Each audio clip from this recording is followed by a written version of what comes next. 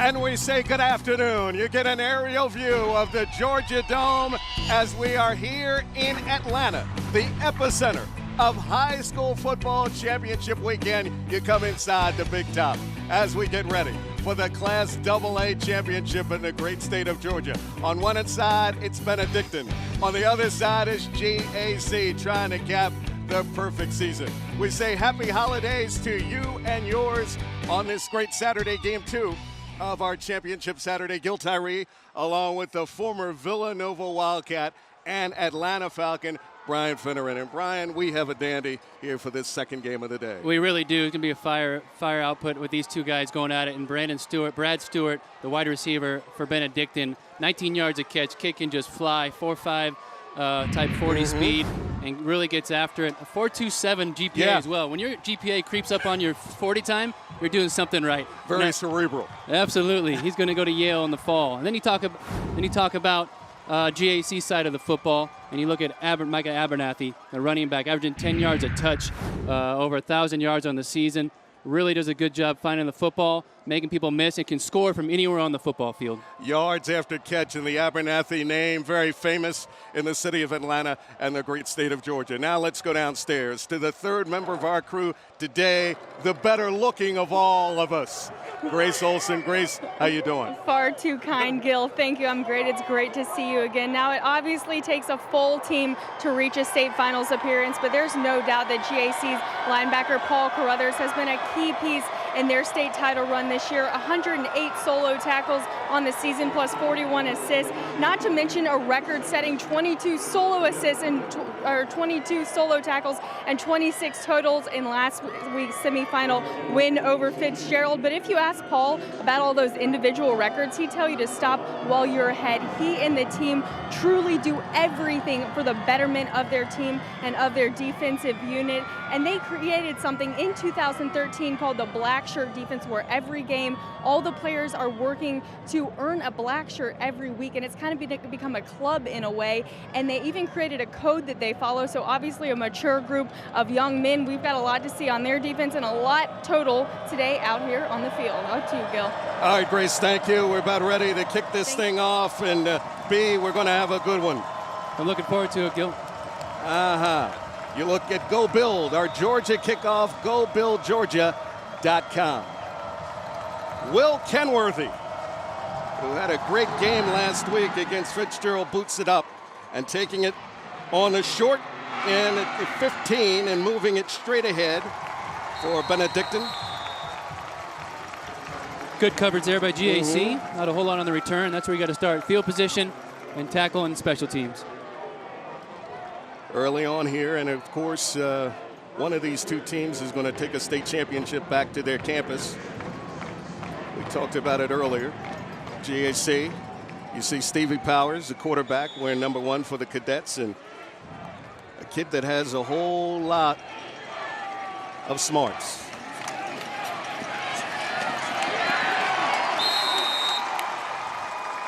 The Regions Bank offense. Check the offensive line. You see Blackston, Creech, Thompson, Boyles, and Neich. And then you get Stewart, Chance Jackson, Harris, Kennedy, and Holgene.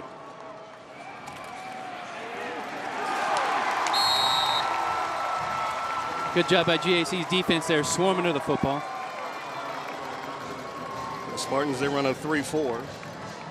Brandon Washington in the middle. And, of course, the linebackers that Coach talked about, Carruthers and Cooksey, both are going to Division I. And then you see the secondary, led by, on either side, Abernathy and Slate. Powers dumps it off. And catching the screen and getting close to the 44-yard line. They dumped it off. That looked like Holgene. The lefty Powers does a nice job. Just a little touch pass there, and a nice finds some yardage and converts a first down. Gain of 13. Just a little check down, a little tight end screen pass there off the chip block. Very nice design by the coach. And Holgene is 6'2", 180 pounds, a senior. Around the right side, fighting for yardage, was Chance Jackson, a tailback, 1,000 yards, 5'11", 181-pound senior. And a good job by the GAC defense to string it out. Paul Carruthers, number 36. You will see him around the football all game long. You're going to see his name called. 27 tackles last week, I believe, in a 44-41 victory. Unbelievable. And 108 all year for going into this game today, Brian. Solo tackles, and like you said, 22 tackles last week against Fitzgerald in a win 44-41. That's Harris. And he gets stood up and pushed back, and he may have lost a couple. That's D. Again, Slayton. Stringing it out. D. Slayton does a good job. Both last two plays, the cornerbacks, Abernathy and Slayton, have done a great job coming up and filling right here. Great tackle. Go low on the big backs, cut their legs out from underneath them, and stop their momentum. Great job by GAC's defense. That'll bring up 3rd and 12. The ball at the 42. The southpaw Powers looking long. Has a receiver open and almost picked off. And we see flags on the play. The intended receiver was Stewart down at the 20-yard line. Stewart's a guy that can flat out stretch the field, Gil, and that's what they tried to do there. Powers short-armed that thing a little bit, underthrown, but Stewart did a great job, as you'll see here in the replay, coming back and trying to make a play on the football to where the DB had to run right into him. And so here's Powers, throws it deep down the left sideline, the deep post to Stewart, and he comes back trying to make a play, and the DB just runs into him. And nothing the DB can do there. On the defense. Abernathy defending on the play. Results in the first down. The shot plays they'll take all game long, try to make those big plays we talked about in the extra point earlier. Strong safety Boglin was there too.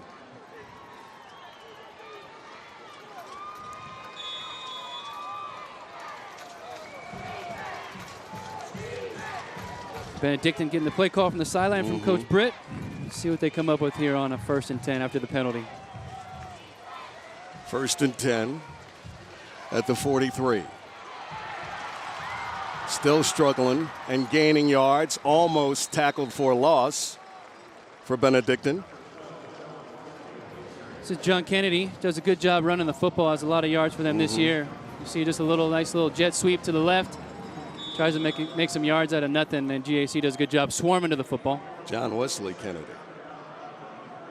2nd and 9, a gain of 1. Yep. That's Powers loading up. Again, looking long, and had Stewart out there about at the 10. Another deep shot to Stewart right down the seam, lined up at the tight end position, almost in the slot, and tried to take advantage of that GAC safety position, and the ball was just a little bit overthrown that time. You get a look at Danny Britt, and of course Danny, also athletic director at Benedictine. Done an outstanding job. 3rd and 9. Out of the shotgun, Powers loads up, has a receiver over the 30, down to the GAC 29, and that pass was complete. A gain of 13. Great job by the receiver, Joe Holguin here, trying to make a play on that football. Goes up and snatches it with his hands, gets hit. And you know you're going to get hit, you might as well catch the thing, and that's exactly what he did, and they moved the chains again. Another 1st down for Benedictine. This is those short passes as you talked about, B. That was a simple curl, flat concept, and Powers did a great job putting on his receiver.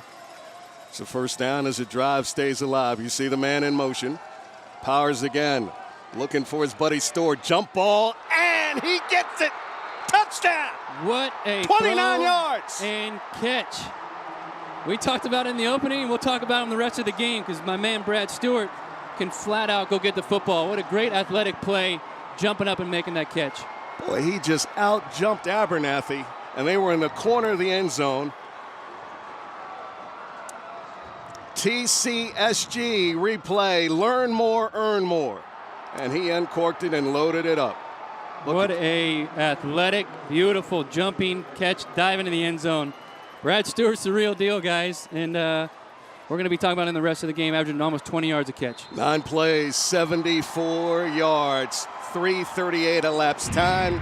The touchdown from Powers to his buddy Stewart, and Benedictine on the board. We're early here in Atlanta. The kids from Savannah up by a touchdown. GHSA Championship is made possible in part by Regions Bank. It's time to expect more.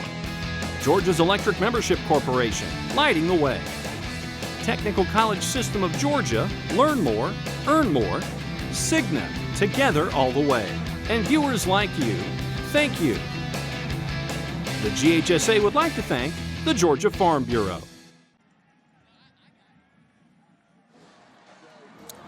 Benedictine draws first blood, 7-0, the touchdown from Powers to Stewart, 8:22 in the first quarter.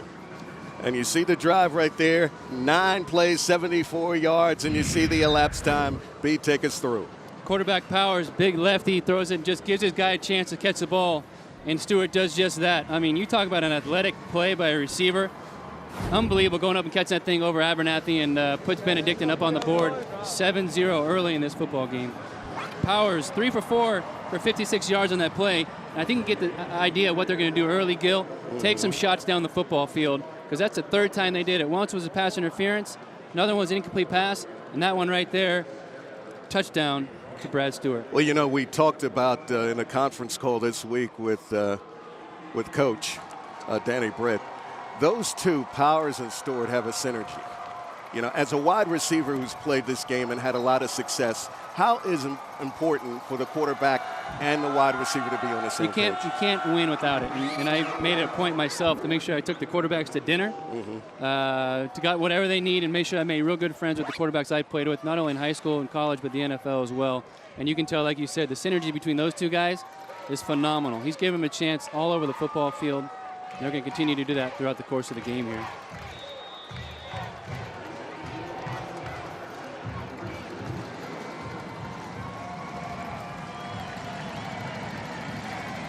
Brandon Deloach will kick off for the Cadets. A lot of them came up from Savannah here today. Low squibber will go out of bounds at about the 22-yard line.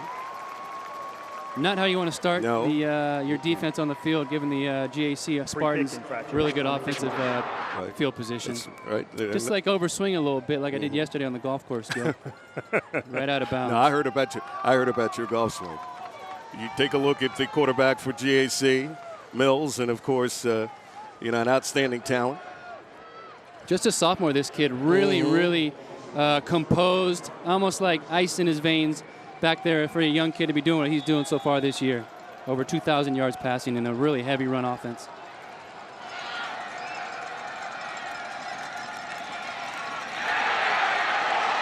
There's a fumble. There is a fumble, and it was recovered by Benedictine, and somebody put it on the carpet.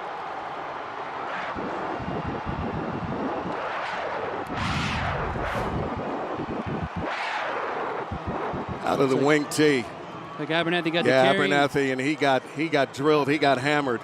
He's coughed it up late. Good hit by Jack Muller there, one of the leaders on this defense, number 44. Absolutely form-fit, tackles him, strips that ball out on the way down. And Benedictine recovers. And Benedictine recovers, and again, you talked about it earlier. Turnovers. Field position, turnovers will kill you. They absolutely will. And the Cadets will have the football, leading 7-0. Powers scrambling for his life and chucks it out of bounds near the 25-yard line. Abernathy defending on the play. I'm telling you, Gil, they went deep again. They were looking deep again there to Brad Stewart on a little corner route, roll out to the left, and good job by GAC's defense there. It'll bring up 2nd and 10.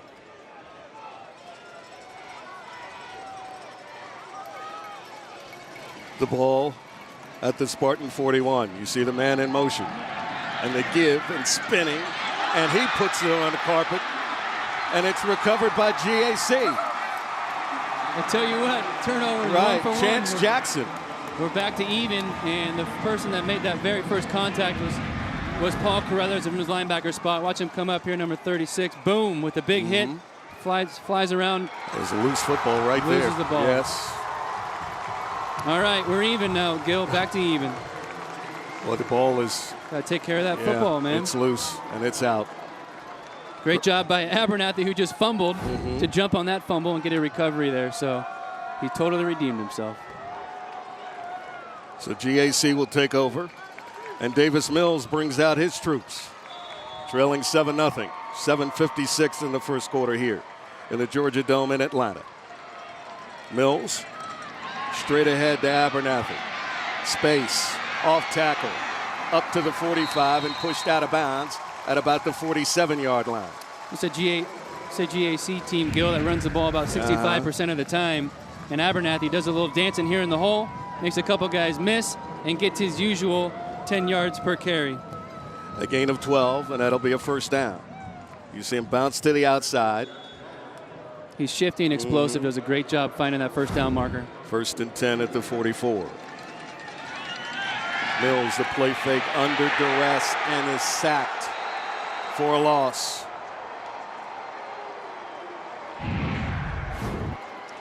A lot of pressure here up from the inside. You see him make Moeller miss, but that's not enough, because my man DJ Owens comes in from the backside and makes that sack. Puts GAC behind the sticks.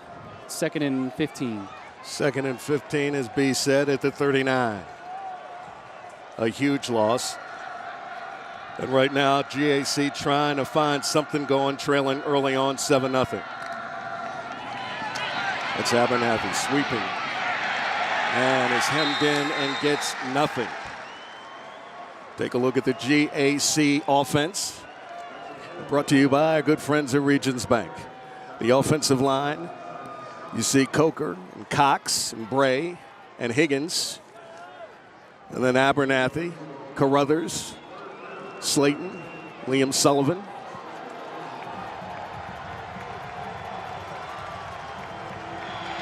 Passing down here, Gil. Spread it out for GAC. 3 receivers out to the right. Spread looking 3rd and 13.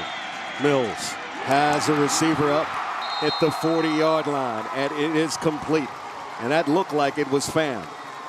I think it was. A gain of 19. Fantastic route, and what the touch that Davis Mills puts on this ball is beautiful. Lets his receiver go get it. That's just what Pham does. Nice little first down conversion on a third down situation. Great job by GAC moving the chains there. Zach Scott on the tackle, the strong safety. 1st and 10 at the Cadet 40. That's Abernathy in between the tackles and moving around and getting down close to the 30-yard line, about down to the 32. He was slithering his way through, B. Yeah, nice little misdirection there by the quarterback, and his hands at Abernathy underneath for a nice little gain of about 7 yards on first down. GAC right now going tempo.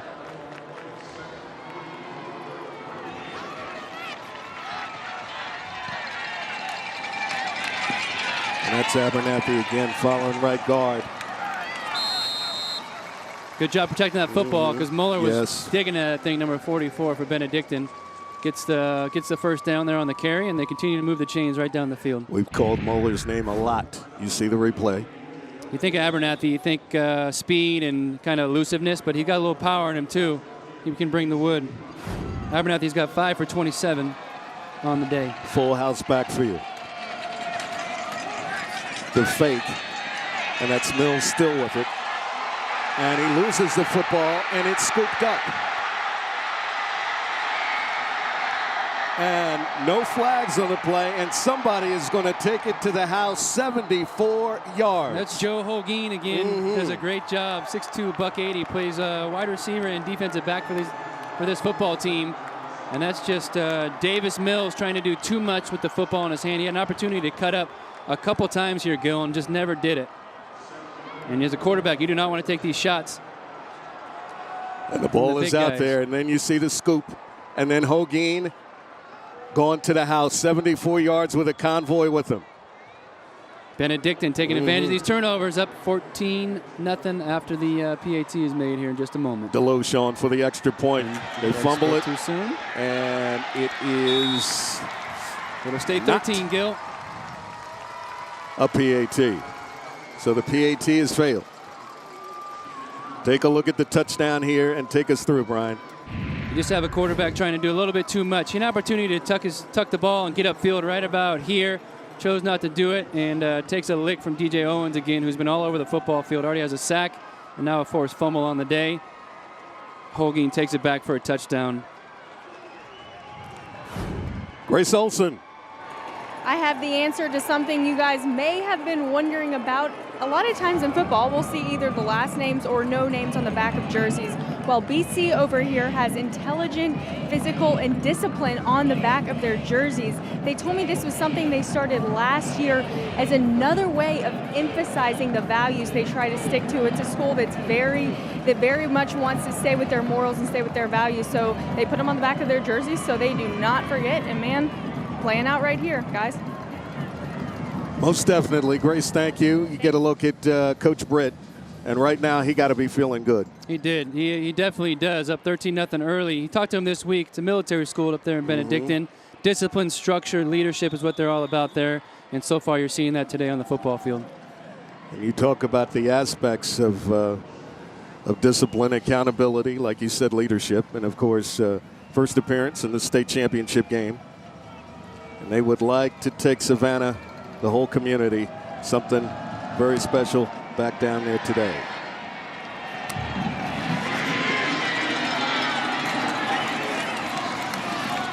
Like Darius Slate with a nice return just outside the 30-yard line. JC's got to get something going here, Gil. They are really struggling offensively with two turnovers and putting their defense in the bad spot. Get a look at Tim Hardy, who had a great career at Wheaton. Came here and started up a program in Gwinnett County and then moved down to GAC and has done an outstanding job. One of the up-and-comers. Big time. Really good head football coach. Understands these kids, and they listen to him, and they're following him all the way. Doing a great job coaching this young squad up. The return by Slayton, 19 yards. And just like that, GAC in a 13-0 hole. That's Slayton getting around the left side and is pushed out of bounds. Looks like Joseph Holguin again all over the football field today, flying around, making plays. Nice little stretch play here by GAC. To string it out. And all they do is string it out. You're exactly right, Gil. Benedictine does a good job. A lot of speed on that defense. Not the biggest defense you'll see, but a ton of speed, and they will hit you right in the face. 5 minutes left in this first quarter. 13-0. Benedictine out in front, straight ahead with the football for GAC. No nonsense run there. Just get right after it. It was Venable. Just get Venable. The ball comes right downhill and gets close to a first down. Brings up a third and very short. Jalen Venable on the carry. Like Brian said, a 3rd and 1. 3rd and short. Spartans in an eye. And stood up and pushed back. I've called two names on that Benedictine defense so far today, and it's been Holguin and my man Owens absolutely getting all over the field, stuffed that thing. They met Carruthers at the summit and pushed him back. Yeah, Carruthers goes both ways for GAC Spartans, plays fullback and linebacker, and there they are. Owens stuffing that thing, brings up a 4th down, and GAC is forced to punt the football away.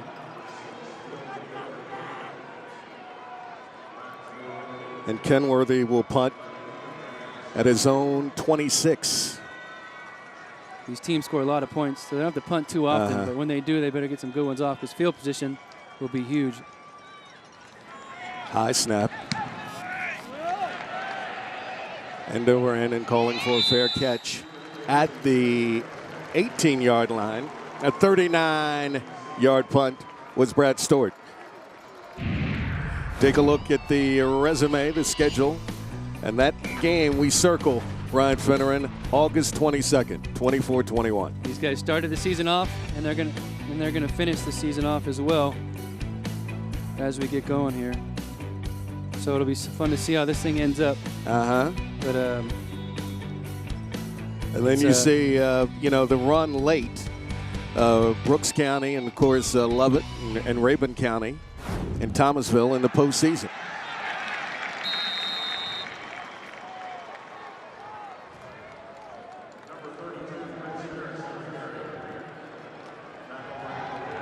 That was Chris Harris straight ahead. And Benedictine going a little hurry up right now. Yeah, a little tempo. Go get this thing moving a little bit. Waiting for the okay from the referee, and they'll snap this thing right away. See the man in motion. And taking the pitch and trying to spin around and getting over the 30 up to about the 32. was John Kennedy, John Wesley Kennedy. Tried to just get Kennedy on a little pitch there, and GAC did a good job Stringing it out. flowing to the football, Uh-huh. keeping contained, and shutting that thing down for a very short 1-yard gain. Alex Rowe on the tackle.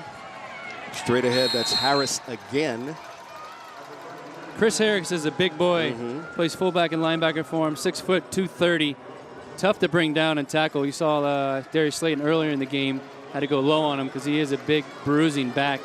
For a high school kid to be 6'2", 230, he could put some damage on you if you let him. That'll bring up a 3rd and 6. The Cadets with a spread look. Man in motion.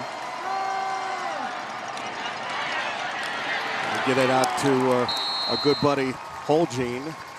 Well, wide receiver screen there to no avail as GAC's defense is too fast and tackle it very well. Jake Rose among those in the vicinity to make the tackle. He's got to make people miss like they did and find a way to the ball and tackle it. Slayton in on the tackle as well. Good job holding them there. They needed to stop on defense, Gil, because they were reeling a little bit. That defense is going to be tired all the time they're spending on the football field so far.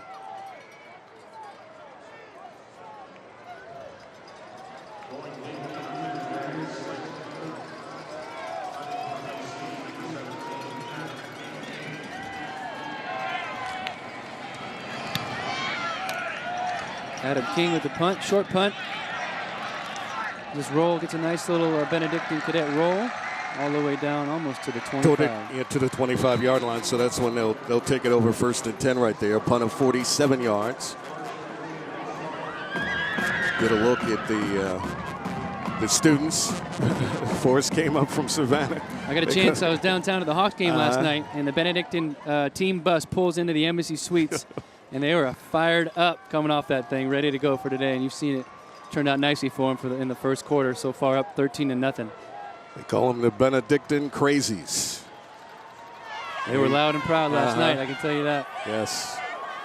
Got a shot of the Spartan mascot, and then you take a look at the Benedictine cheerleaders, who happen to be St. Vincent cheerleaders. In fact, Coach Britt's daughter is a member of those cheerleading squad at St. Vincent's. Incomplete pass by Mills. The Benedictine being all male. All boys school? All boys school. And of course, they're able to recruit and have the girls from St. Vincent who come over and cheer for them. And they came up, and like I said, you get a shot of them right there. And like I said earlier, Coach Britt's daughter is one of her lovely cheerleaders. So awesome for these kids to get a chance to experience something like this. 2nd and 10, the incompletion by Mills. And the give to Abernathy, buries his head and gets over the 30 up to about the 32. Grace Olson, hello. Hey guys, you know what? We're talking about those cheerleaders. I know well about the history of St. Vincent's cheerleaders. My mom and my grandmother both cheered on that squad when they were younger, so I grew up hearing all about St. Vincent's cheerleading, and now it's amazing to see them out here on the field today. Well, expand on the history lesson for us, Grace, huh? Well, you know, Savannah's deeply rooted. We all know about, hold on, let's get to this play and we can come back to this. All right. 3rd and 5. Mills on the roll. He'll keep it, stumbles a little bit, and falls forward to about the 27-yard line. Grace, you can finish. I do have a funny one for you. My mom's best friend also cheered with her. There were some losing days in BC's history back in the day, and she grabbed one of the guys by the collar one time after a game. She said, "If you guys lose one more game, I am never cheering for you again." So it looks like they've picked things up since then. What do you think? They certainly have. What a good story, Grace. That is too funny. Long history there, mother and grandmother, way back. Wonderful Olsen women. GAC family. struggling on offense right now. Another sack right there, giving up, and they got to figure some things out. End of the first quarter. With the score, the Cadets of Benedictine 13, Spartans nothing. We'll be right back to the Georgia Dome in Atlanta after this.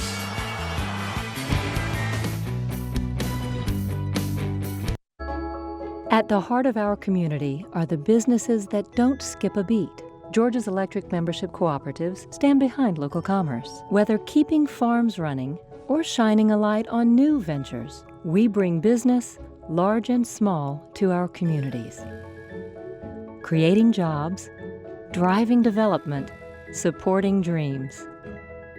Georgia's EMCs, powering our businesses, lighting the way. Right now I'm about 100 feet high, traveling at about 50 miles an hour, just thinking about where I should go next. If you have any ideas, visit us on our Georgia Traveler Facebook page. Gotta go!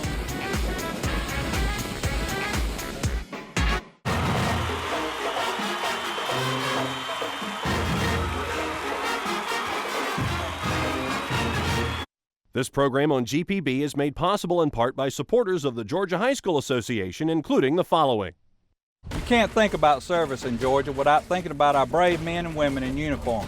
I'm here today with the Georgia National Guard, and we're very proud of them and their families and how they represent our state. At Georgia Farm Bureau, we're proud about the service we deliver to you and your family and to Georgia agriculture. We invite you to come to your local Farm Bureau office and join our family. Take advantage of Farm Bureau's many services, from multi-line insurance to money-saving discounts. Visit us online at gfb.org. This isn't Madison Square Garden. These drills probably won't make anyone a #1 draft pick. But these players are practicing for something important. While they work on their jump shots, they're also learning teamwork, discipline, self-confidence, how to deal with wins and losses. Skills that will make them winners long after they leave the court. Support high school activities in your community, because when kids take part, they get set for life. Welcome back to the Georgia Dome. The Benedictine Cadets leading GAC 13-0 heading in to the second quarter. Now, we've been talking about football all game long, but now I want you to talk about football. I want you to let us know what Benedictine defensive end registered 18 sacks at UGA and then was drafted by the Indianapolis Colts. Find GPB Sports on Twitter. Find us on Facebook. Let us know who that defensive end was, and you'll win tickets. The first to answer will win tickets to the College Football Hall of Fame located in Atlanta. It's quite a place. You guys need to check it out, Gil. I know, Grace. We're going to check it out. You know the answer. B. Finn knows the answer. Sure does.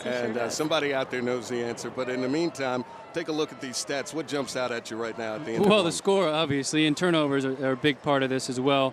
Fumble return for a touchdown for Benedictine. And they're doing a good job controlling the football, but they haven't had to do a whole lot because GAC's given the opportunity to do that. And then I think a couple sacks for Benedictine on the defensive side of the ball has really put GAC behind the sticks like they are now, getting ready to punt for the second time today. And Kenworthy will punt from his own 11.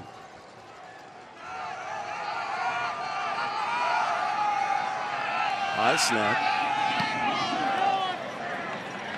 And calling for a fair catch is Stewart. Smack dab at the 37-yard line, a 35-yard punt. Good job getting that thing off. Benedictine brought some pressure on it. And Stewart back there, sure-handed Stewart, discipline on the back of his jersey. That's exactly what he is, discipline, and he catches everything and has done a fantastic job all season long. Put you on the sideline right now.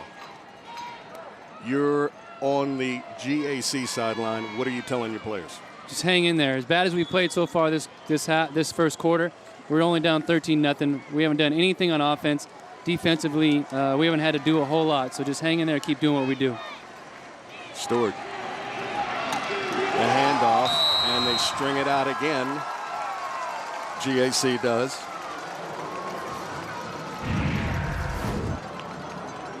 Good job flowing to the football here, and there's Carruthers once again. The man is a machine, finding the football and making the ball carrier pay for it. Ball carrier being Chance Jackson. Fun to watch Paul Carruthers play football. Yes. Going to Navy to continue there, and nice to have him be helping our great nation out. 2 years ago when we were at Reynolds Stadium and we were doing a story on Kyle Scales, Carruthers really stood out. Good job, good pressure there by GAC. Flowing to the football. Defensively, the defensive backs did a great job keeping their guys covered. Powers was strung out.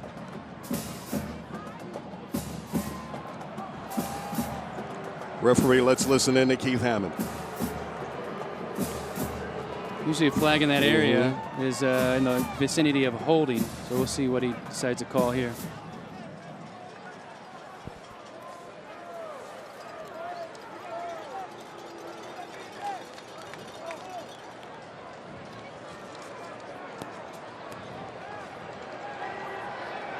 Personal foul, face mask on the defense. 15-yard penalty, repeat second down. All right, Brian. Fly around the football field and try to make plays, and you can't do stuff like this to penalize your football team. That's the second big penalty of the day, both for 15 yards. 2 penalties, 30 yards on the day, just hurting themselves.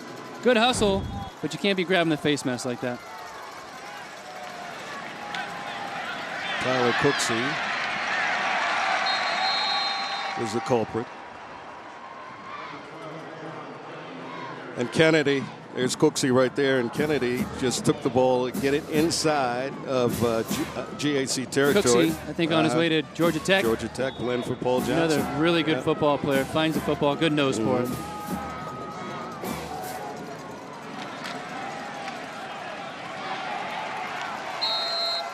That was Harris.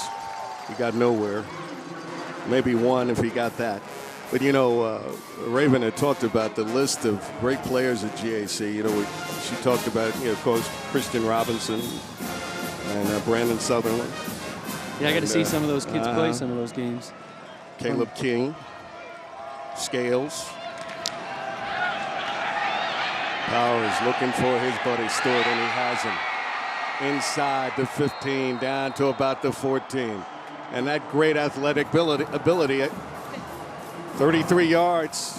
They're just going to keep feeding and a first down. I don't know why you would let him get behind your defense again. Big 33-yard throw and catch from Powers to Stewart. We've been saying this all day long. Right. They're just taking the shots, and they might as well because it's working. Grace.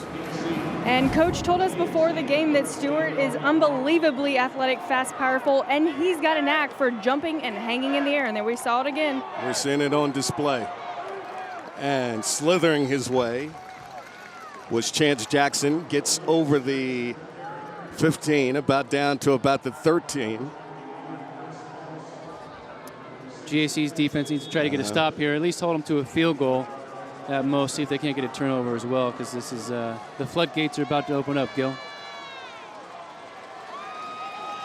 Second and goal at the 12. Man in motion. That was Harris. A little inside handoff to Harris, sniffed it out. The GAC defense did, and absolutely shut that thing down. Brings up a big third down for Benedictine, and even bigger for the GAC defense. I know one person I'd try to cover here, Gil. Number 11, Brad Stewart. Jump ball. Make sure somebody's on him. Josh Pickens on the stop for the Spartans. I got Abernathy out there right now on Brad Stewart, so we'll see if they try to double team him or just leave him one-on-one.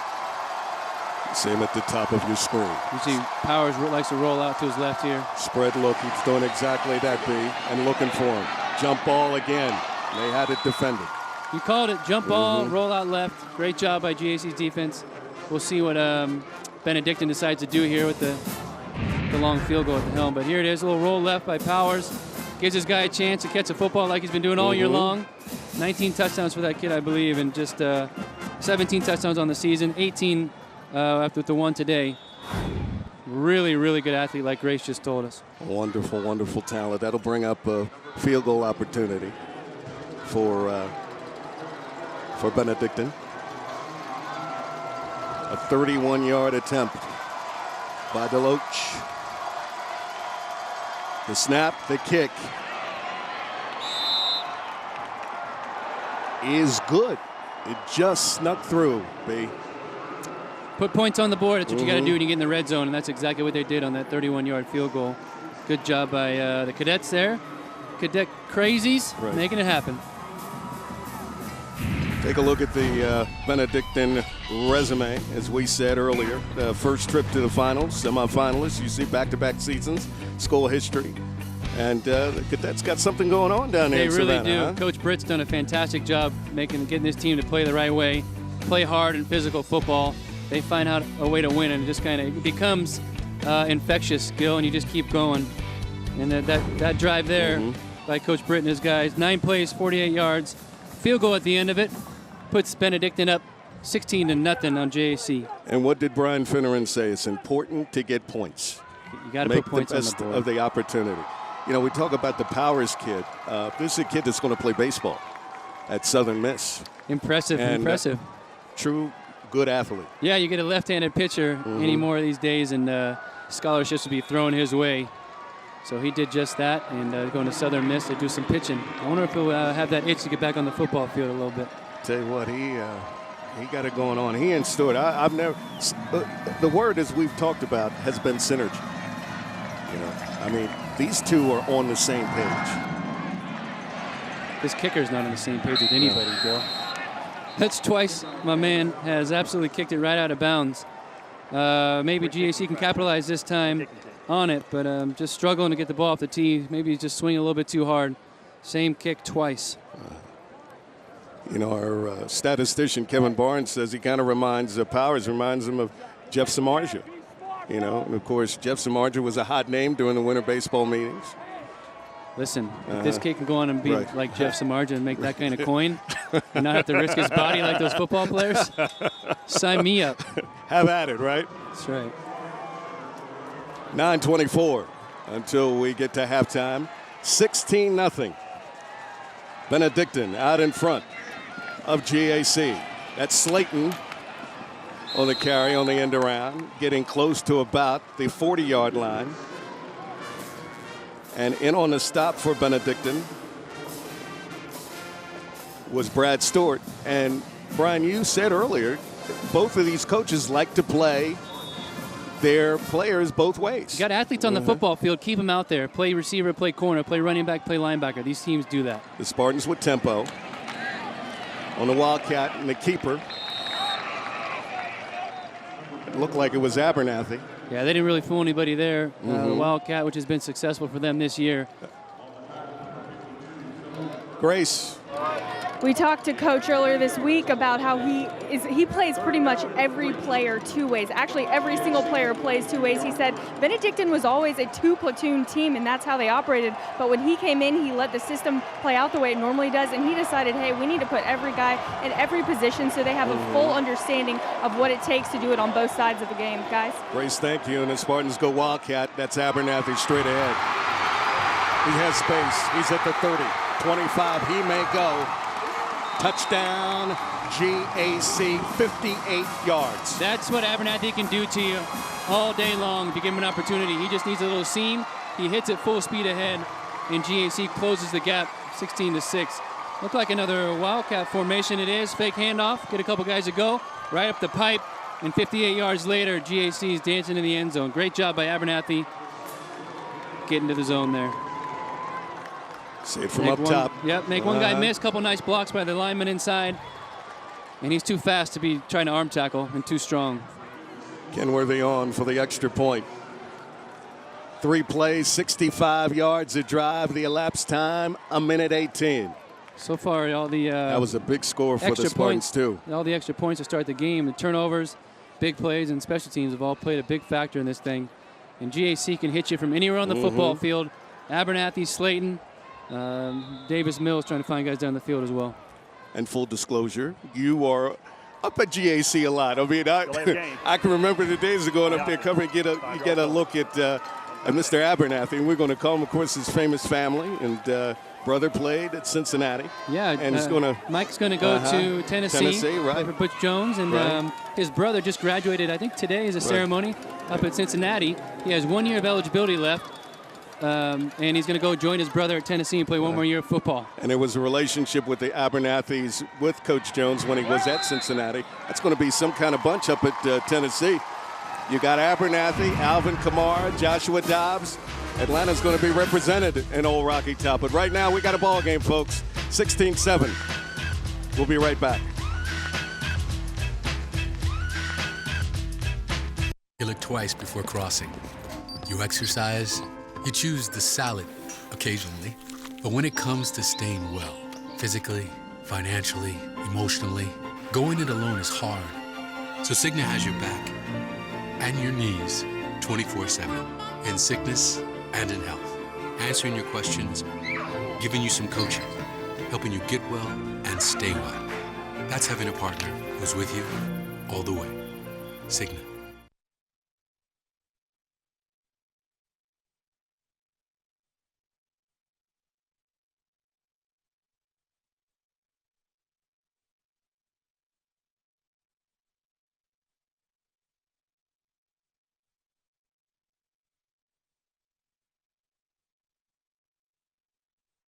Back here in the Georgia Dome, 16-7.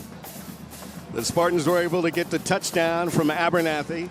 And once they went to the Wildcat B, they were able to get something going. And it seemed like it's working to perfection right now. Yeah, nice little misdirection. Abernathy just catches the Wildcat shotgun snap, fakes the handoff, and takes it right up the gut. And with the speed like he has and the big playability, they're right back in this football game. You asked me earlier what's the message from the coach. Yeah. Just do what we do. And that's what they've been doing all year long, scoring big, long touchdown runs. That's why that kid's averaging 10 yards a touch.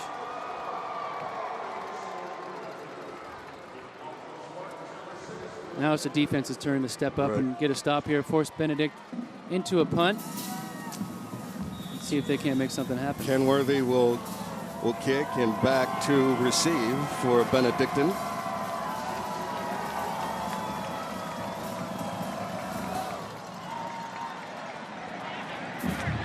John Kennedy. Kennedy takes it at his own 15. Falls into one of his own players, and that is a fumble. And it is recovered by the Spartans. At least that's what they say. It is. It's been confirmed. Man, oh man. Kennedy hit that hole super hard, got hit in the face by linebacker right here, number 50. Strips the ball at himself. And right, you see the wedge form. Looked like he ran into his own man. To back of him, didn't it? And then the ball popped loose.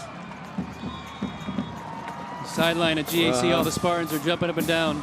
Big play for the Spartan special teams there. And the turnover battle is back to even, Gil. Been a game of turnovers so far in this first half. Mills back in at quarterback. The single back is Abernathy. He gets a carry around the left side, running downhill, spinning in space. Gets over the 10, down to about the 8. Nice lead block there, and good job by Abernathy finding that thing for 15 yards. And a first down.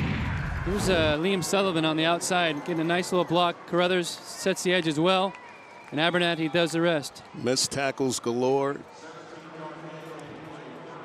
The elusive Abernathy. Abernathy gets the edge. That's trouble for your defense. And the Wildcat again with Abernathy. The fake give to Slayton.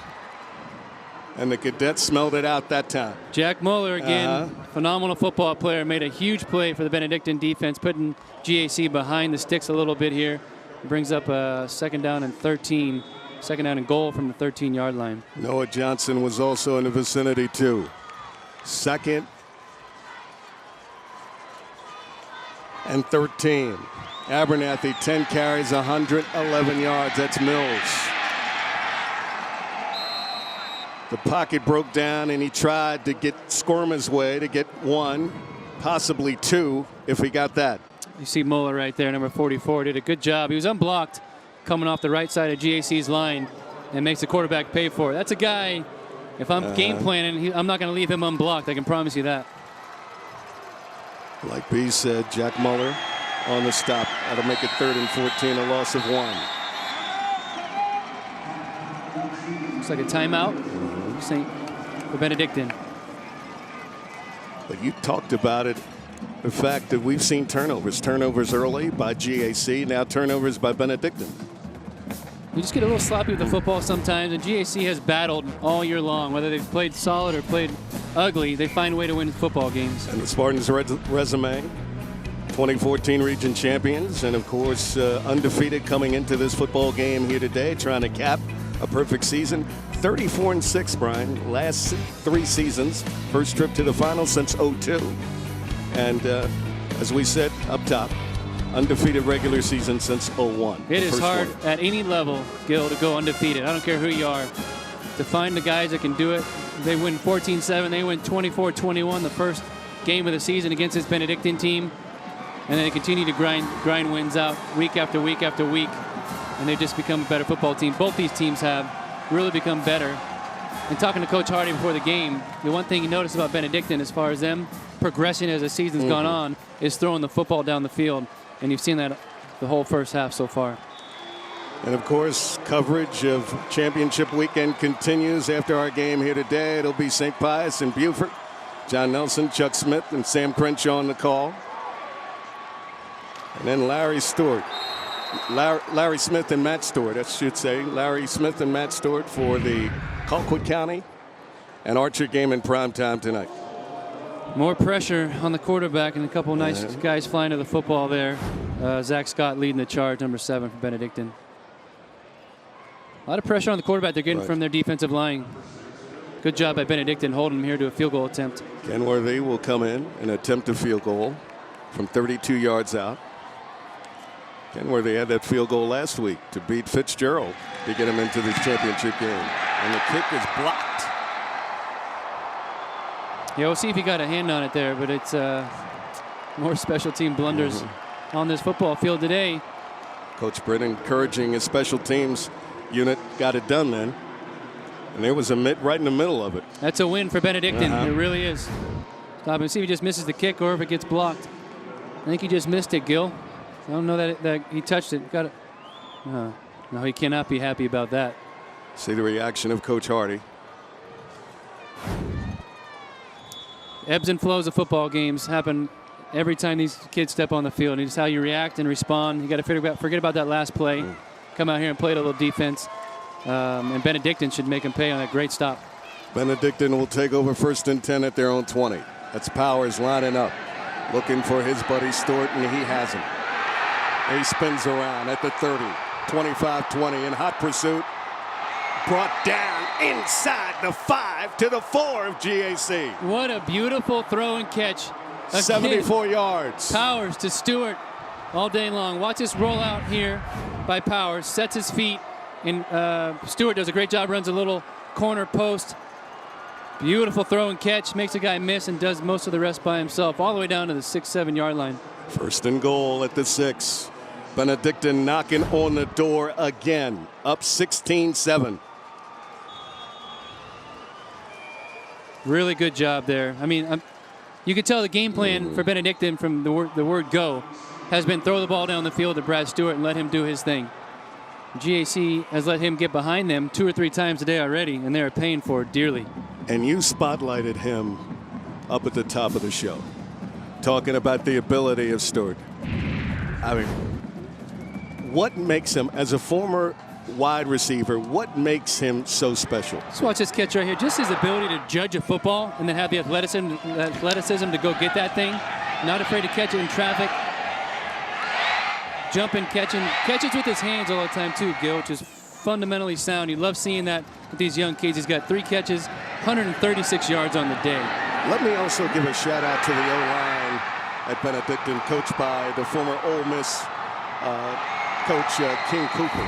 They're giving Powers plenty of time, and he's able to work his way with Stewart, and the rest, as you say, has been phenomenal. Coach Britt and their offense does a good job of moving that pocket too. Powers has moved around mainly to his left, and GAC's going to have to figure that out quick, or this game's going to get out of hand. After the timeout, 1st and goal at the 6. Benedictine trying to add on, and we may have encroachment.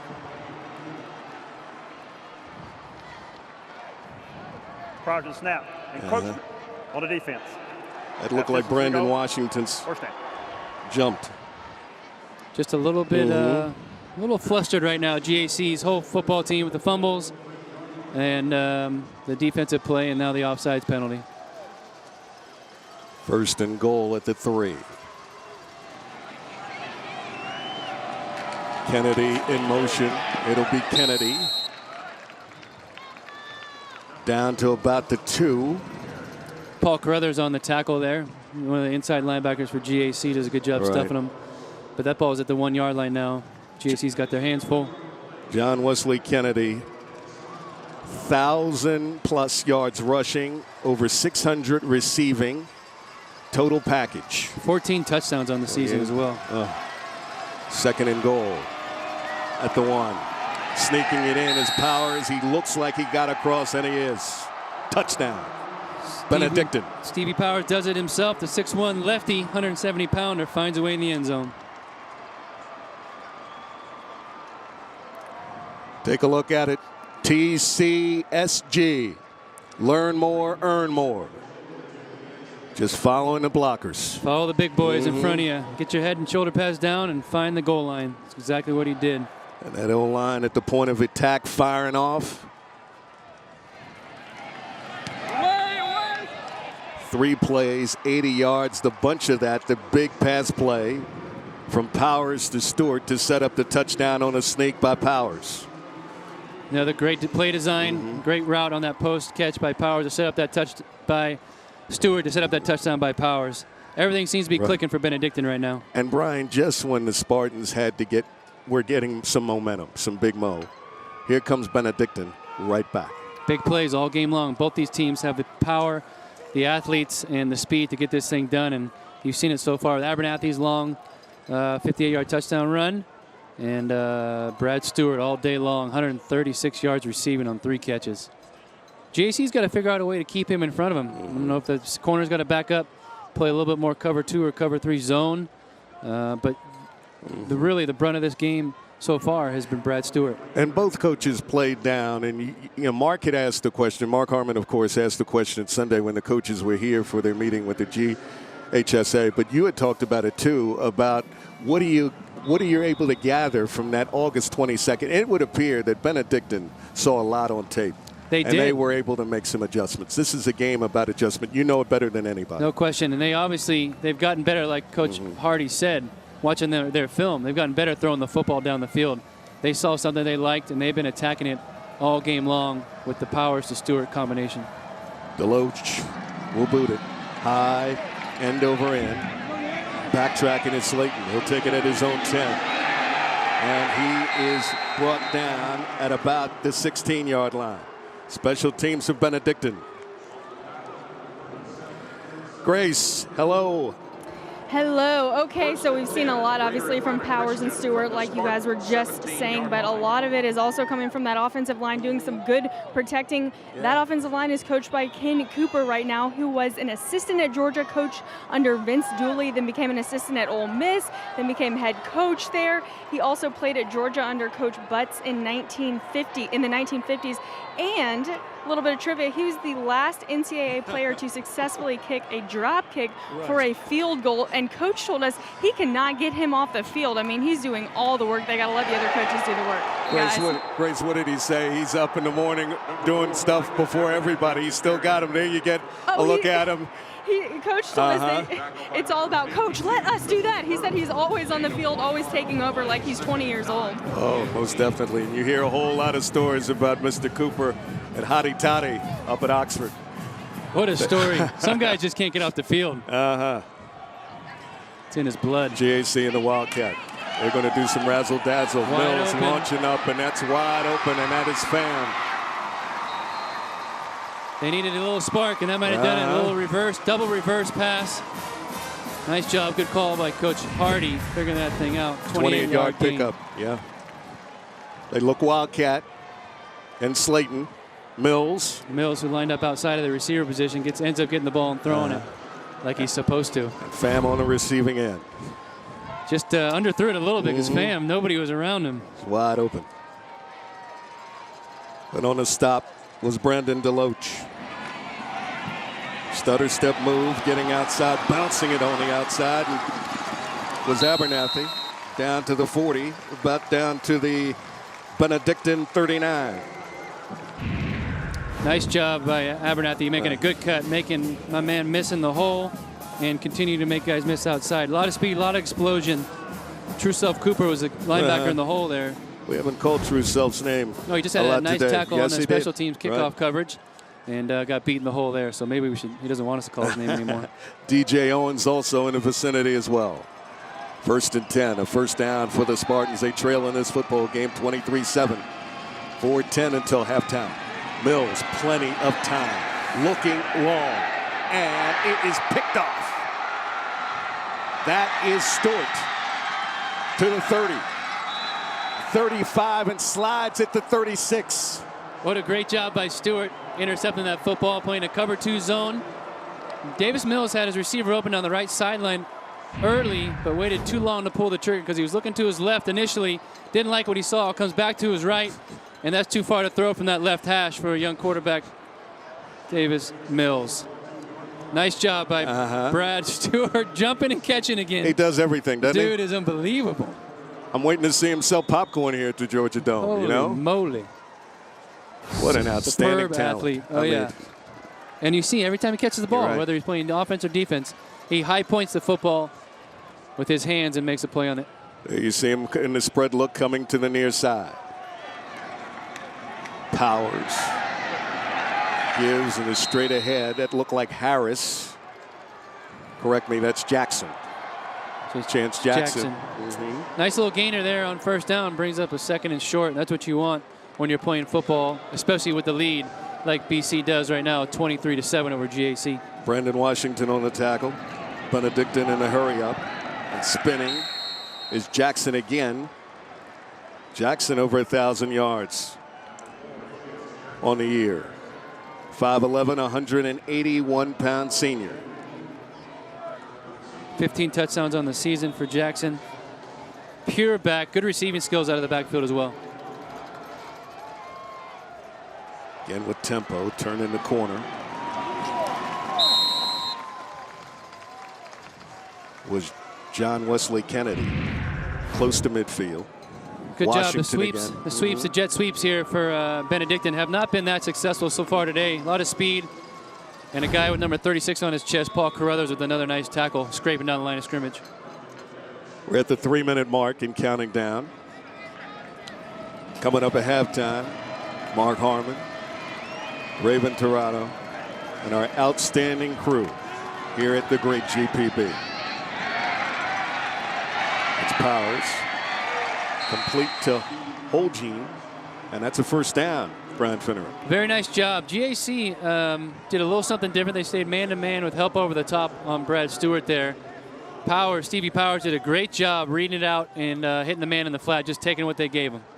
And it moves the chains and continues to eat the clock up with 2:40 left here in the first half. 1st and 10, 23-7 if you just joined us. In motion was Jackson. Powers fumbles it, and it's still loose. And who got it? GAC says they did. That was crazy. Powers just fumbled the football trying to tuck it away. Just lost control of it. It's like a hot potato. He's a lefty, and he tried to go try to tuck in his right arm and absolutely just drops the football. What a shame. There it is. The opposite GAC flying to the football, does a good job jumping on top of it. That's a big, big turnover for GAC. Right before halftime, they can put another touchdown on the board and make it a one-score game almost, and make it 23-14 would be huge for the Spartans. Milovic was in the area, and I think he was the one credited with the fumble recovery. 1st and 10 at the Benedictine 48. Pham in motion. They're out of the Wildcat of the Spartans. That's Abernathy, tripped up and falls forward down to about the 46. Nice job there by Zach Scott. 5'11", 180-pound linebacker. Yes. Did a good job tackling Abernathy, Closed who is it up real quick. Very shifty and tough to bring down. The spread look again in the Wildcat. Full house backfield with Carruthers, Slayton, and Abernathy. Abernathy will keep it straight ahead. Down to about the 40. GAC thinks they got enough time on the clock. 1:44 and ticking. 3rd down coming up here, and a big 3rd down if they want to put any points on the board. 3rd and short. About 2 yards away from first down. 1:36 counting down. GAC with all 3 of their timeouts left. Pham in motion. Out of the Wildcat again. Abernathy stumbles, push back, and he'll lose a few. He will. Great job by the Benedictine defense. Close it up. Paul West was among those there. Fantastic job by Paul West. Big boy, 6'4", 290. Sets the middle of that defensive line, does a good job at it. True Self Cooper also in the vicinity as well.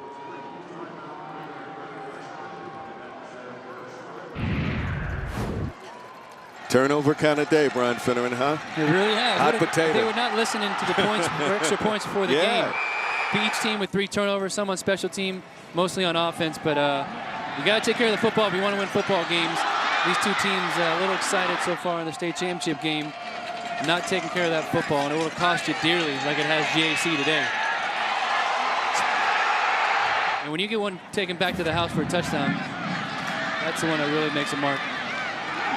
Offense doesn't have to do anything. Just pick up the ball and run. A little bit of a sloppy game for both teams so far. It's funny, though, because Stevie Powers is a left-handed quarterback, and he tries to tuck the ball in his right hand and absolutely loses it.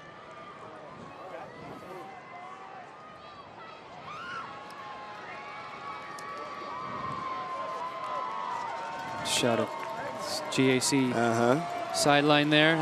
Got a decision to make, and it looks like that decision is to go for it at this point in the football game on a 4th and 3. What does Coach Finneran say? Go for it? I like it. I like the decision. You got to try to find a way to put a touchdown on the board here, some kind of points. 23-7. Spartans in a hole with a full house backfield and a timeout. Forces Benedictine to take their final timeout. So now you feel real good about the decision, because if they get the ball back, they got no timeouts, and they'll probably have just under a minute to try to get down the field. So good decision by GAC. I think they got to try to put some pressure on Benedictine. See the last 5 playoff appearances with Benedictine. You run a 3 straight, 11, 12, and 13. Lamar County and Nemesis and McEachern and close games the last couple years. And Cairo, and then you see Stars Mill right down there as well. So they drop down in classification. And now GAC, Calhoun. How many times did we say Calhoun? I remember that game.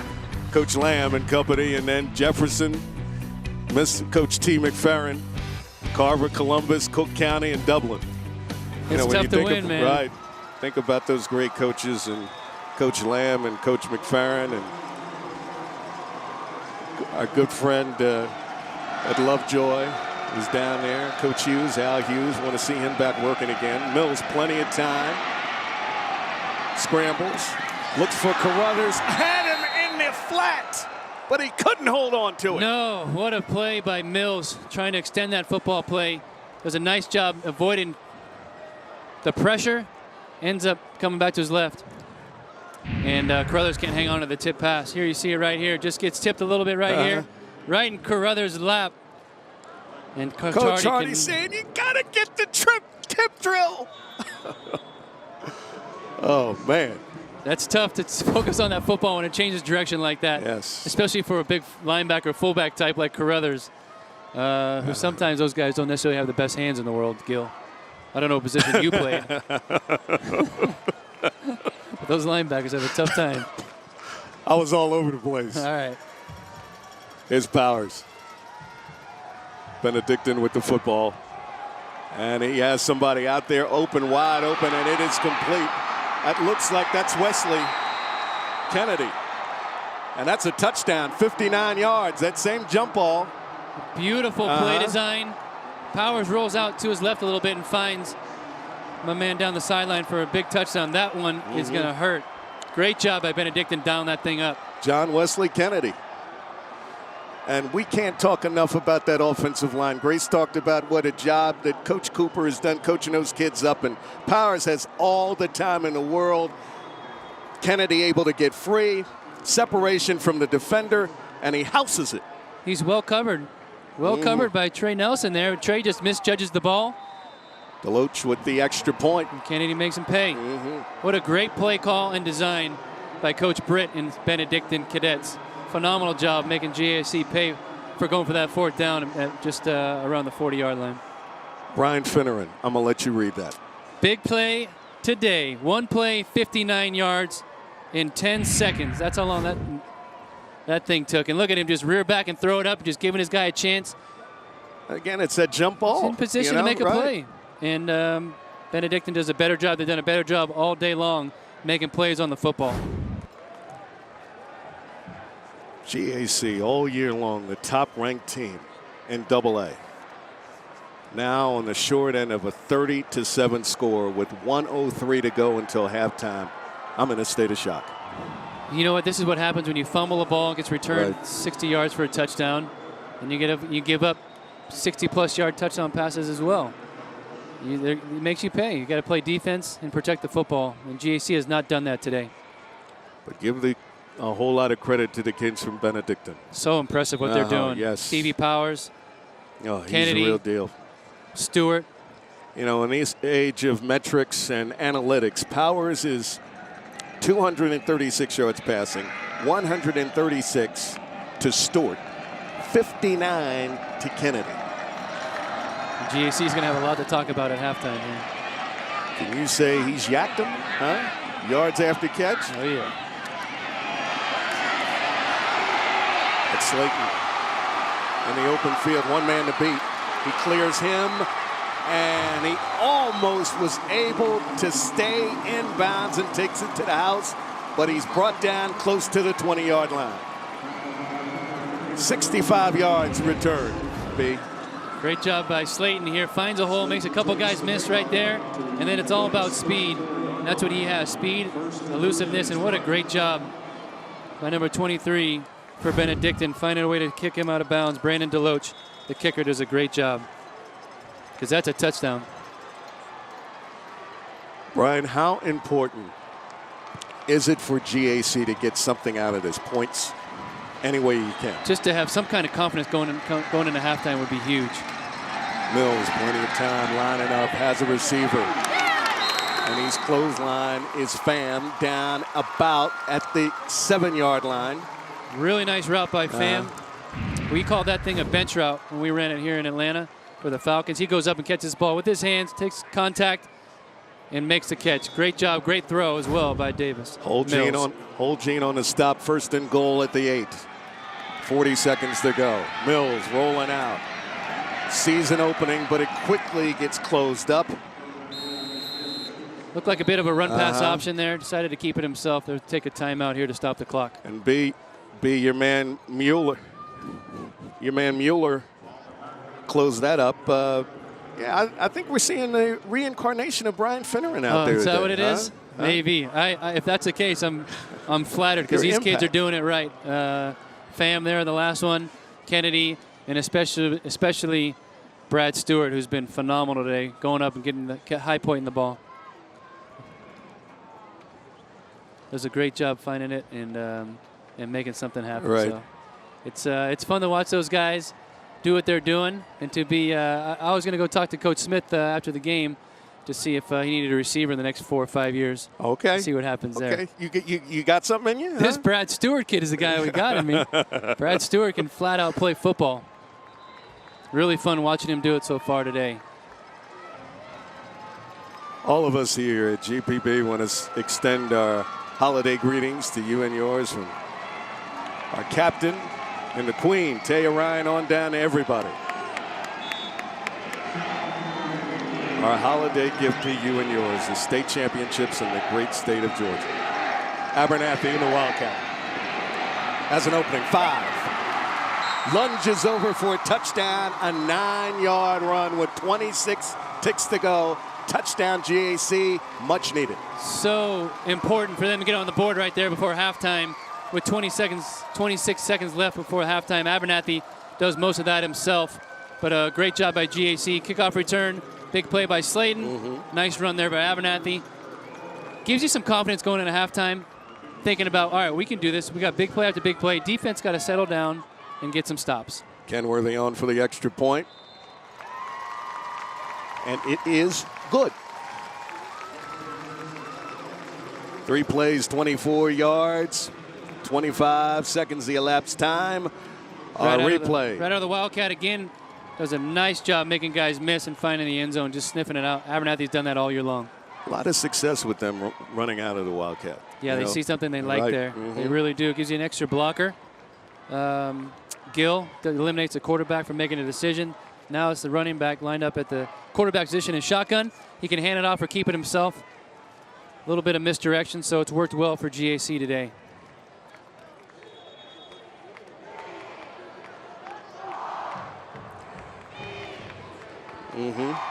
Ball control today has been big. Time of possession fairly even. Actually, GAC with more time of possession, but turnovers have really hurt them and not being able to put the ball in the end zone. Kudos to Benedictine's defense for holding them out. Very evenly matched game so far. Turnovers are the difference, and then the passing game for Benedictine has been phenomenal.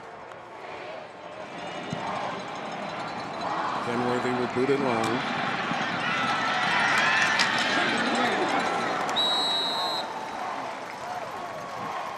That was Jackson, and he got smacked. Or correct me, yes, that was Kennedy. He got smacked at about the 25 up to about the 26. Looks like Jonathan Rose with a big hit here. I heard it upstairs. Yes. Beautiful form tackle. Oh, my bad. That was Pickens. Joshua Pickens does a nice job there. Covering kicks, playing defense. These guys are all over the football field. We talked about it earlier, Gil. I love these teams that go both ways with their athletes. You should want to play on both sides of the football in high school. Benedictine will go in the kneel down and let this clock run out, and then go into the locker room with a 30-14 lead. Very comfortable lead. Benedictine's got to figure out if they want to keep trying that pass down the field, keep going with what works, or run the football a little more and try to eat up some of this clock coming out at half. And GAC's got a whole bunch of stuff to talk about. Benedictine out in front by the count of 30-14, a game that started with turnovers. And your impressions early on, Brian, of this first half? Love what I'm seeing out of Benedictine in the passing game with Powers and Stewart all over the football field. GAC just too many mistakes. Let's go downstairs to Grace Olson, who's standing by with Coach Britt. All right, here we are with Coach Britt. Coach, offensively, Stewart, made some massive plays. You've talked about his knack for getting up in the air to grab that ball. We saw it from Kennedy as well, too, and Stevie Powers, obviously, big game for him, too. Yeah, it came out, made some really good plays. We've let them make some plays, which we can't do, but made some really good plays on offense and some good stops on defense. We just got to limit letting them make big plays and certainly limit the turnovers. Yeah, it's been a game of turnovers pretty much. If you look at the possessions, they're pretty much equivalent to time of possession. Right. How do you limit that? That's obviously always a key, but how do you limit it? Yeah, we just got to be smarter. We can't fumble the ball, and we're just being loose with it. I think we're a little too hyped up, and we just got to relax and play our football game. And Stewart, big interception for him as well on both sides. You play big catches, interception. He plays both ways like all your guys do. Right. How do you keep him fired up and keep him energized? He's doing a lot out there. It's inside of him. There's nothing I do to cause him to do what he does. It's just inside of him. All right, well, thank you, Coach. Best of luck second half. Right, let's send it back to Mark and Raven. All right, Grace, thanks very much. A wild last minute of that game, of that first half. Let me tell you, coming up on the GHSA Football Championships halftime show, we'll hear from the GAC Marching Band. Plus, John Nelson hits the road to Savannah to check out a team that's playing in its very first season of GHSA football. And Grace Olson checks in with some proud parents, and we'll go online to see what you guys are saying. We'll also check things out on Twitter, social media, all that good stuff. That's all coming up on the GPB halftime show. Don't you go anywhere.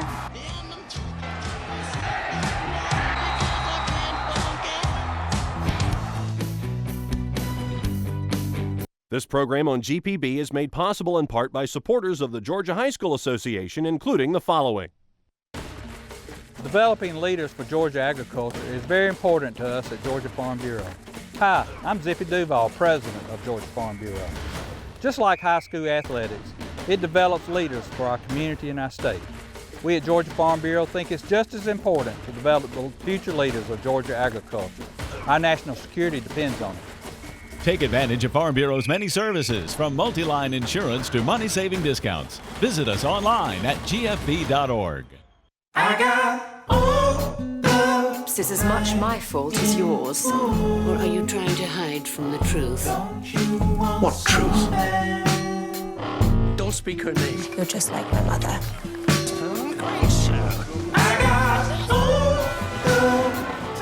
What is it? Will you kiss me?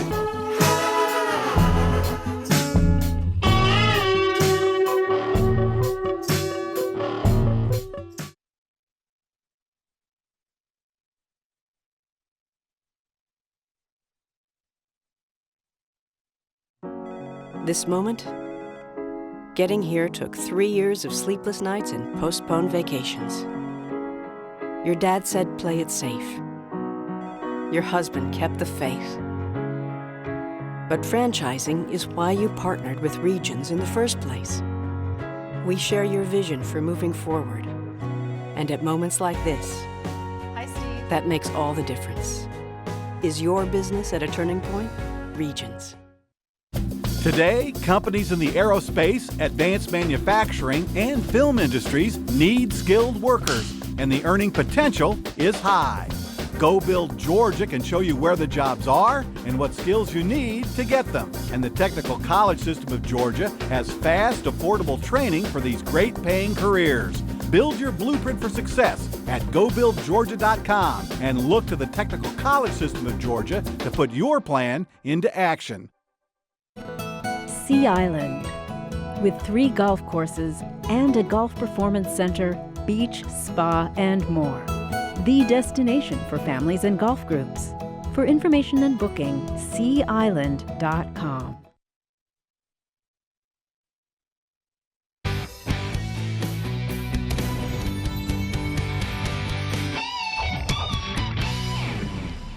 Welcome back to GPB's coverage of the GHSA Football Championship games live at the Georgia Dome. We're at halftime of the AA Championship game, the 5th of 7 state championship games. GPB is going to bring your way this weekend. This weekend is better than Christmas weekend. This is terrific. Is it? That's high standards to live up there. Very high. Well, the score at the half is Benedictine 30 and GAC 14. GAC's got to pull something out here in the second half. Guys, like we've told you all day long, we want you to stay connected with us. Download that GPB app or get online and chat with us. The lady behind it all, Grace Olson. Telling you, everyone, where they're watching from, and we've got even more of that. It's just too cool. Everyone's chiming in and letting us know where they're watching around the state, around the country, around the world, in fact. Here we have a photo, somebody watching from the comfort of their couch, of course. Like I said, we love seeing that holiday cheer, love seeing those stockings. Looks like they're having a great time watching the game. We have Bobby Boyle, who says she's watching all the way from Switzerland. She wants a win in the Dome from the cadets. And then we have Brandon Johnson watching at basketball, but he's also watching football at the same time. So he's got both going. You can get it on your phone. Just go to gpb.org/sports or download the app. And then we have a BC fan out in his yard enjoying a beautiful day watching football. Uncle Brucey watching from St. Louis. And hold on one second there. And then I had to get to this one. This is a throwback for the head referee, Keith Hammond, during GAC and BC. That's him when he was a little boy. We love those throwbacks, don't we, guys? Throwbacks are the best. I need a throwback of Mark Harmon. What's Mark, that? A throwback picture. Oh, I've got a lot of them. Yeah, you're going to bring them on set, let everybody see? Way back. Way back. How far is way back, Mark? Way back. Time now to check in with John Nelson, though, who usually hangs out at the principal's office. Yes. But today, right now, he's hanging out with the headmaster. So, John, behave yourself. Yes, I'm behaving myself here with Father Frank. Let's find out what's going on. I know that I-16 was really busy with a lot of Benedictine folks coming up. What's the week been like? Tell you what, it's been a really hectic week, and this being our first time in the Dome, there was a lot of excitement. The buzz was terrific in Savannah. The papers covered it extremely well. Our fans really rallied behind us, and we got a great contingent here from Atlanta and the North Georgia area, so we're really delighted at the presentation that BCC is making right now. All right, it is time to play the game. Are You Smarter, if you would, please. Tear the left-hand side of that envelope so we don't damage the question. There we go. It is torn. Now let's see if I can get it out in one piece. I think Carson usually does. And I almost dropped it. See, I told you about dropping it earlier yesterday. So, buried in the back. Okay, there it goes. Okay, here we go. Here's the question, which I have not seen, therefore I probably don't know the answer. What is the name for the Jewish New Year? Is it A, Yom Kippur, B, Passover, C, Rosh Hashanah, or D, Sukkah? Yom Kippur. Yom Kippur. See, he wasted no time. Yom Kippur. Nice. Is it, which one is it? Rosh Hashanah's New Year. My mistake. Okay. Well, hey, he got it right. He said C the second time around. So, well, I know. Thanks for playing with Our rabbi who teaches there is going to have my head. That's it for another round of Are You Smarter? Thanks for hanging out. Thank you, John. Good to see you. Send it back to the set. There you have it. You know, a priest might not know that much about the Jewish New Year's. Hey, I don't know. Well, coming up on the GPB halftime show, we'll from the GAC Marching Band, plus John Nelson will be back. That's right, and we'll also play another round of Are You Smarter Than Your Students? Hopefully not as confusing, plus John Nelson joins us for another John's Georgia, and we'll meet the proud parents of one of the players. It's all ahead as GPB's coverage of the GHSA Championship continues right after this on Georgia Public Broadcasting. This program on GPB is made possible in part by supporters of the Georgia High School Association, including the following. It's been said that championships aren't won by individuals. They're won with team and teamwork. Hi, I'm Zippy Duval, president of Georgia Farm Bureau, and we're proud of our partnership with Georgia High School Association Athletics. In all of our county farm bureaus across the state, we have a championship team ready to deliver services to you and your family and all of Georgia farmers across this state. We invite you to come to your local county farm bureau and be part of our team. Go team! Visit us online at gfb.org. There's just one place where students are students first, and athletics are played with purpose and perspective. That place is your local high school. High school sports offer more than the joy of competition. Studies show that student athletes are also likely to enjoy greater levels of achievement in other areas of their lives, including academics. High school sports, a winning part of a complete education. Each year, more than 5 million pilgrims travel here to the Catholic Shrine of Lourdes in southwest France. Tens of thousands of soldiers from around the world. I'm traveling with 40 wounded warriors from the United States. But what are they searching for? You gotta have faith. And that's really what this place teaches you. Join us for Sacred Journeys with Bruce Feiler. Tuesday at 8 on GPB. Right now I'm about 100 feet high, traveling at about 50 miles an hour, just thinking about where I should go next. If you have any ideas? Visit us on our Georgia Traveler Facebook page. Gotta go!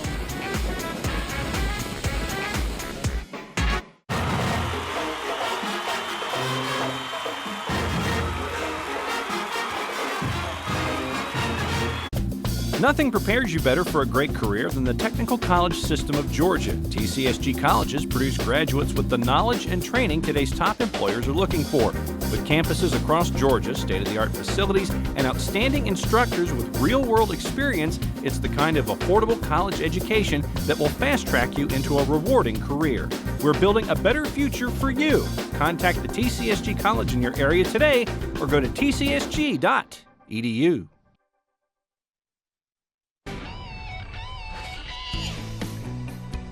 Welcome back to the 2014 GHSA Football Championships halftime show live on GPB. We're live at the Georgia Dome. 4 champs that have been crowned so far this weekend, and 3 more will hoist that trophy high sometime today. That's right. We're midway through the Class 2A Public School Championship game, and right now the score stands Benedictine 30 and GAC 14. Now, let's go over to the wonderful John Nelson for another edition of Are You Smarter Than Your Students? Yep, here with Principal Scott Harsh from GAC, and you're a veteran of these, so you know what's going on. What's going on at GAC these days? Oh boy, a lot of football these days. It's been a tremendous fall. I'm so proud of our coaches and our players. Of course, Spartan Nation showed up today, and we're about to see our band who's about to head to London for the New Year's Day parade in London. So excited for the fans at home to see our band today. You got it. It is time to play the game. Go ahead and rip the side of the envelope that does not have. There we go. Okay, now I'm not going to blow into it because it flew away last time. There we go. There's the question. I haven't seen it. I'm flipping it around. Here we go. Instead of the traditional ball drop, which U.S. city uses an elevator to count down on New Year's Eve? Is it A, Dallas, B, Seattle, C, Chicago, or D, Miami? I'm going to go with C, Chicago. It is Seattle. I'm guessing the Space Needle. They use the elevator to go up and down. Yeah, I had no idea. Well, neither did I. It makes 2 of us. Now we know. Thanks for playing. Good to Absolutely. be. Thanks for being a good sport. Thanks for hanging out with us. Send it back to the set.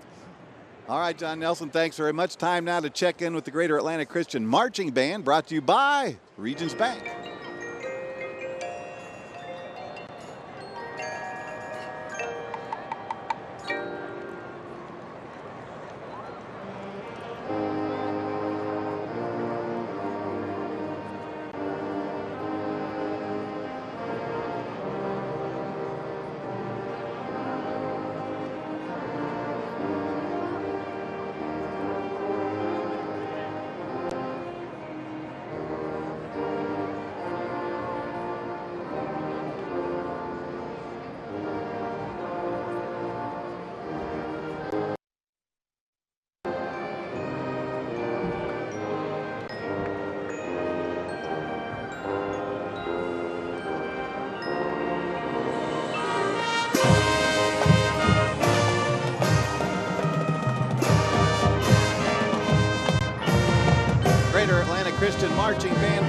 by Regions Bank, doing a great job as always. And it's been a great weekend at the GHSA High School Championship. 7 teams will win championships this weekend. Let's run down all the title games for you. Yesterday, 3 teams won it. Starting in your single A public schools, it was Hawkinsville beating Irwin County 15-6. In a battle of unbeatens in AAA, it was Calhoun winning its 3rd state championship, beating Washington County 27-20. And Northside Warner Robins wins its 3rd, beating Mays 25-18. And the coverage continued today with the single A private game. Mount Perrin won 49-7 over Eagles Landing Christian Academy. And in 2A right now, that's what we're looking at. Greater Atlanta Christian School 14, Benedictine 30. And in 4A, Buford will take on St. Pius. In 6A, the Archer Tigers taking Colquitt County.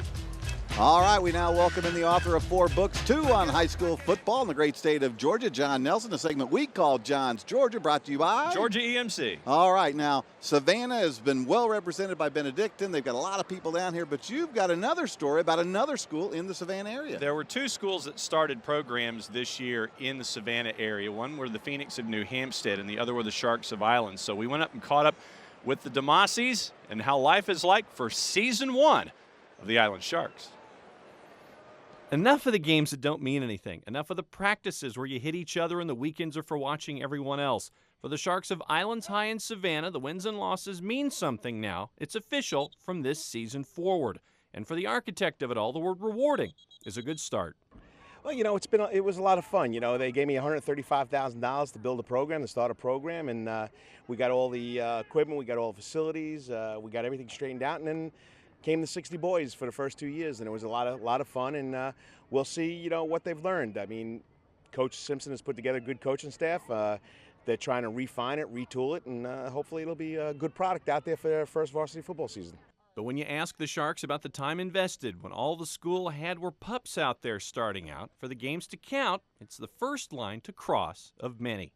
I mean, I've been here since sophomore year, and I've played, you know, both years, and it's just, you know, like a dream come true because I've never had the experience before and, you know, had the chance, the opportunity to play. So I think it's just a dream come true because, you know, a lot of people, when the program first started, you know, they were seniors and they never had the chance. So I think it's just a really great opportunity. It's been fun because the kids were kind of, you know, coach really wants us to do this, coach really wants us to do that, you know, because we kind of knew what was going to be expected to make the move to varsity. And they've kind of adopted and came along, and, you know, it's a developing situation, obviously, you know, as we continue to develop, you know, each day and each year as we want to grow this program. But they've come along, you know, and kind of adopted what we wanted and have moved forward with it. And the goals, even if you're the new kid on the block, are the same as everyone else. To win games, I mean, that's the ultimate goal, you know. 1, 2, 3, Sharks! And Andy Nye, one of the smartest kids there on campus, had a run at valedictorian this year for Islands High. And it is my goal, Mark, to visit New Hampstead next year to see what year 2 is going to be for the Phoenix down there in Savannah. All right, we'll hold you to that. John's Georgia, brought to you by Georgia EMC. Raven. It's time for some rent check. Grace Olson, who you got down there? Well, we put a principal on the spot earlier. Now I'm going to put some Spartan parents on the spot. I've got Mark and Lori Milovich, the parents of GAC's big-time player, Mitchell Milovich. This is where we quiz the parents, check up on them, and see how much they've learned about their kid. We have time for one question. So this is what it is. What is Mitchell's favorite play of his football playing career? I believe it was his sacks in the Wesleyan game on the last game of the season. He told me either the 2 sacks against Wesleyan, like you said, or snapping the ball on the game-winning field goal to make it here to state. Both big moments. Yes. So thank you. Great job, Dad. You got it right. Let's bring in those T-shirts, Football Fridays and Georgia T-shirts. Show everybody what they look like. Congratulations. Thank you for joining us. Yeah, thank you. Let's send back up to those guys on the set. Now it's time for our career play of the game, brought to you by the Technical College System of Georgia. Not every career keeps you cooped up in the office. Fields like agriculture, wildlife management, and forestry are perfect for anyone who loves working outdoors. Agribusiness is the oldest industry in the state. It's still vital, but today's agriculture careers require training and skills. Forestry is another outdoor career that's moving into the 21st century. New harvesting techniques require professional training. Careers are waiting for anyone ready to get out and get to work. That's why working in the great outdoors is our career play of the game. This message is brought to you by the Technical College System of Georgia. Visit tcsg.edu for more information on how you can get your career started. You ready to get the second half started? Always. Stay ready, Mark. All right, let's send it back up to Gil and Brian for the second half of the AA championship game. Guys? Hey, guys. All right, Mark, thank you. And, of course, we're here right now, 30-14.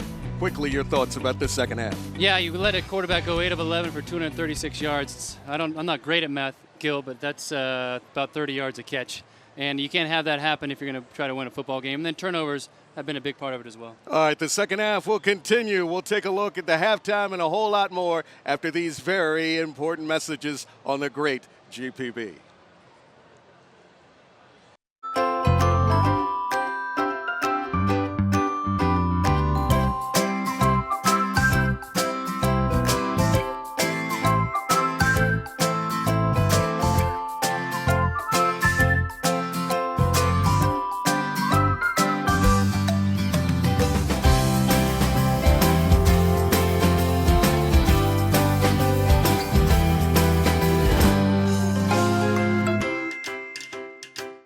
What is by moonlight an empty field is by the magic of electricity sacred ground. As the official energy provider of the GHSA, Georgia's electric membership cooperatives proudly support our student athletes. We are there, illuminating the glory moments fans just have to see. Capturing the hustle, elevating champions, sharing the win. Georgia's EMCs, empowering our youth, lighting the way. Some questions can't wait until morning. So I'm one of many nurses at Cigna with answers, anytime, day or night. I'm Lauren, and I've got your back. I'm not sick. I'm not sick. I'm not sick. She's perfectly healthy. Cigna covers preventive care. That's having your back. Your corporate sponsorship of GPB lets all Georgians know of your support for quality programs that educate, inform, inspire, and entertain. Email us at sponsorship@gpb.org. Thank you.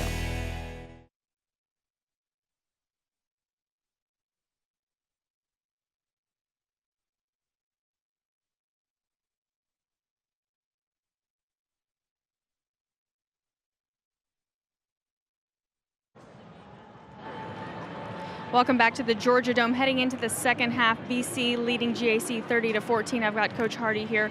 Coach, talk about no turnovers in a game like this. I mean, it's been a battle of turnovers. Yeah, we just got to play better in the second half. Obviously, Benedictine's got a good team, and we need to execute. That's why there's two halves, so we're excited to come out here and get after it. A little bit back and forth there in the second quarter. How big was it for you guys to score at the end of that second quarter? That's important, obviously, the scoreboard, but it's also important just from a momentum standpoint. So hopefully we can get out and start well in the second half and get this thing going.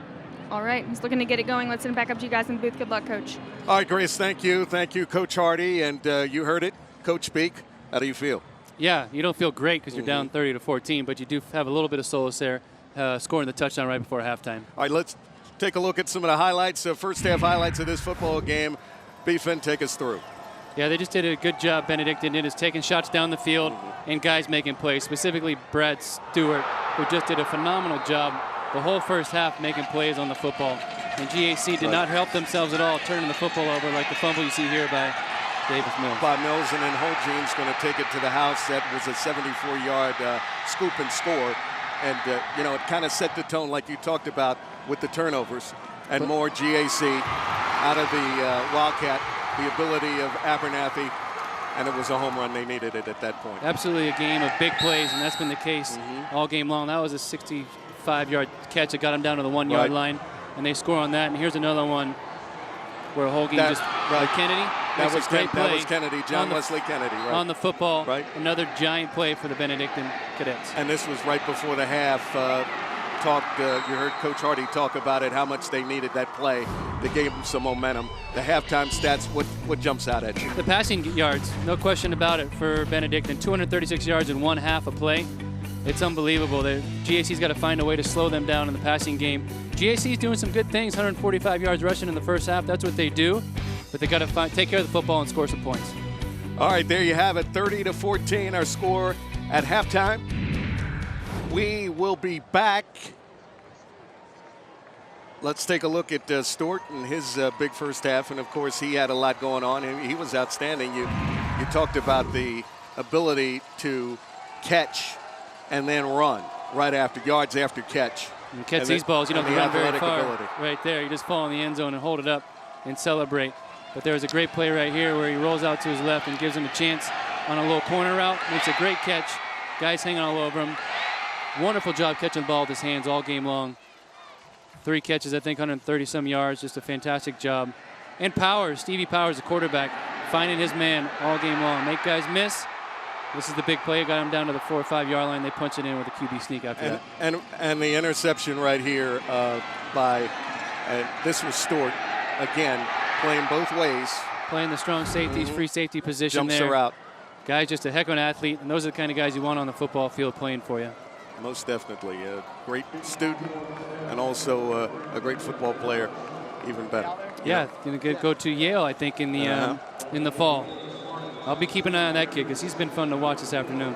I'll tell you, we talk about Powers and Stewart. Get a look at the big top, and it's been a big 2 days so far. More to come. St. Pius and Buford right after us, and then, of course, the coup de grace. Matt Stewart and Larry Smith in prime time.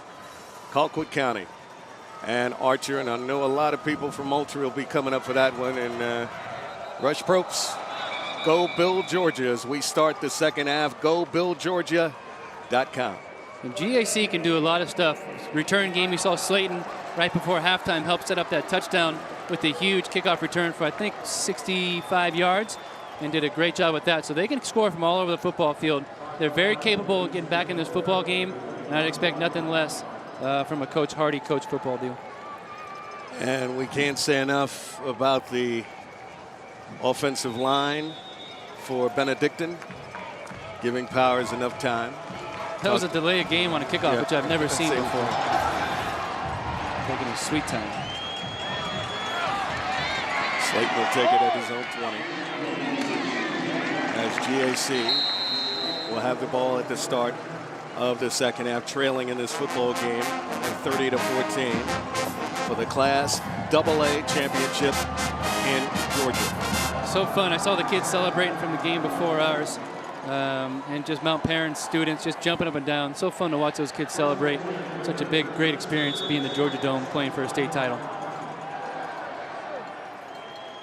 An experience of a lifetime. 1st and 10. The ball at their own 29. That's Abernathy bouncing it out to the outside and then slides his way close to the 40-yard line. He ran a long way to get 9 yards. Made a lot of guys miss. Very shifty. There's one nice block from the receiver. Another one. I could not tackle that kid, I promise you. I'd hurt myself. Very impressive. Right. And all that juking may have gotten him, they're working on, looks like cramps. I hope that's it. Anytime they massage that area on both sides. Heck of a football player, like we said, going to Tennessee to play some football there with his older brother, Ralph David Abernathy. Abernathy, of course, the Abernathy name. Quite big legacy in the state of Georgia. Parents should be proud. Good kids. And it continues to be a Metro Atlanta connection up to Old Rocky Top. That was Venable. Yeah, Venable on the carry there. No gain, possibly, if he got maybe one. Got absolutely hammered from the point of contact right here. Great job by Benedictine. And that's Muller again, making another big play for his defense. Muller's been there all afternoon long. Good football player. Yes. We did get a confirmation from Grace on the sidelines that Abernathy did sustain cramps. Will be back. Venable on the toss sweep. Gets over the 40, up to about the 42. Good job by GAC getting outside there. Benedict came in with the interior blitz. They were lucky to get outside of the edge there and get that first down. The Spartan first down. Absolutely right, Pete. 10:46 to go in this third quarter. Start of it here at the Georgia Dome. Gil Tyree, Brian Finneran, glad to have you with us on GPB's live and exclusive coverage of the state championships. That's Venable. Venable's a nice, twisting and turning. Nice back. Doesn't quite hit the hole like the other two kids, Slayton and Abernathy, but a good change of pace, a little bigger body, give them something to do on the inside there. JC not doing anything crazy, just running with their normal game plan, just got to eliminate the turnovers. Mills over the middle has it, and it is coughed up, but the ground caused the fumble. It's incomplete, ruled incomplete. Nice little slant pass to Liam Sullivan. Just can't quite hold on to it. Need to squeeze this thing. Takes a big hit from the inside linebacker, but you'd like to see him hold on. He had a great catch on the late drive last week in a 44-41 win in Fitzgerald. Got hammered and held on to it, but not that time. 3rd and 7.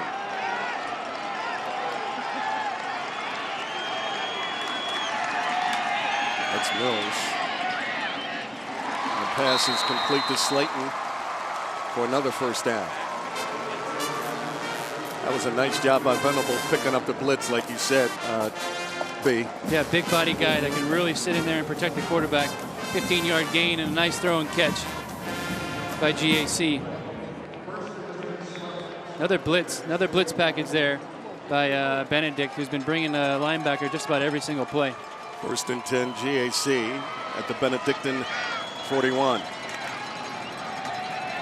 Mills looking for a receiver down on the sideline. It is complete. That is Slayton down to the 11.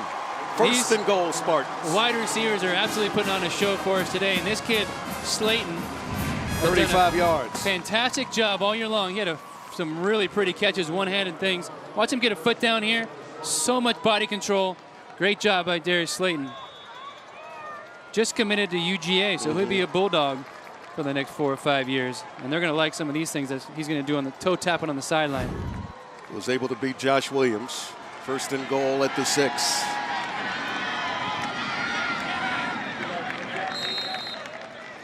Getting in between the tackles and trying to get 1, possibly 2 was Jalen Venable. Staying with Venable in the game since Abernathy had some cramp issues. We have still not seen Mike Abernathy. Surprising, because he's going at halftime. You can get in, I don't know if they can get an IV in high school, but you can drink all the Gatorade and water you can to try to rehydrate. But he's been working hard. Wing T with Venable and good night, Carruthers. And the touchdown pass from Carruthers to Slayton. Oh, what a play design. Very creative. Like a jump pass. Yeah, Tim Tebow. Yeah. Beautiful job by GAC the whole drive. They didn't freak out. They didn't do anything crazy. They stayed with their offense. Nice little underneath handoff to Carruthers here, who just shot puts it into the back of the end zone for Slayton, who gets a little pays off in dividends for that big long catch on the sideline. Before you know it, GAC is right back in this thing. Kenworthy on for the extra point. And it is successful on their first possession in the 3rd quarter. The Spartans drive in the length of the field and get the touchdown and are within 9. 8:54 in the 3rd. We'll be right back. This moment, getting here took 3 years of sleepless nights and postponed vacations. Your dad said play it safe. Your husband kept the faith. But franchising is why you partnered with Regions in the first place. We share your vision for moving forward. And at moments like this, that makes all the difference. Is your business at a turning point? Regions. 30-21. 9 plays, 71 yards on the scoring drive for GAC. Took just under 3 minutes. Downstairs to Grace Olson. Grace? GAC team full of poised players, but Carruthers definitely one of the most poised and mature of the group. Earlier, I saw him when the defense was down. They were having some trouble, and he was rallying the guys. Cooksey was looking off to the field, so were a couple of the other players. He said, guys, look at me, look at me. He said, stay in this. We can do this. And now, look, we go see him make a great offensive play. So he's all over it, and he's still got his heart in the game. On that drive, Darius Slayton gets his first 3 catches of the game. Doesn't have a reception in the first half, which really blew my mind. Has 3 for 59 there. They will go back to him the rest of this second half. And the thing about Slayton in that first game they played, he was very involved. I think he had a couple, 3 touchdown catches. Exactly. Of all 3, they scored 3 touchdowns to kick the field goal. Darius Slayton was involved in all 3 of their touchdowns. So I got to believe somebody went back to that iPad and pulled out that old tape of that game back on August 22nd and say, hey, this is a game of adjustments. We've seen what they've been able to do. Let's try a little something, something. And it worked. 30-21. The up man taking the football is Kennedy. Over the 30, up to about the 32, and brought down by a horde of Spartan defenders.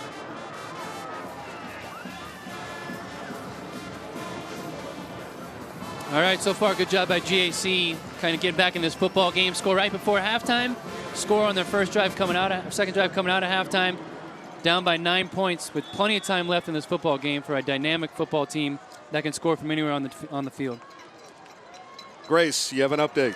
Abernathy was taken a few minutes ago into the locker room. They were icing his thighs, cramps all over, and the medical staff said he has actually dealt with that problem the entire season. He gets cramps all the time, and he was extremely frustrated. The coach said they don't know what to do about it. Oh, that's Harris straight ahead. Off the give by Powers. Grace, thank you. Pickup of 18. Talk a little bit about this. They just come right up the middle, and there's nothing to it. You block a couple guys, you find a hole, and you get a big guy coming downhill. There's nothing to it at all. There is a Spartan down on the field they're attending to right now. Big play for Harris there. Tough man to bring down. He gets going downhill. Right. The O-line did him a good job coming off the left side. Looks like the guy that they're working on is Berkeley Boglin, because he took the brunt of that hit.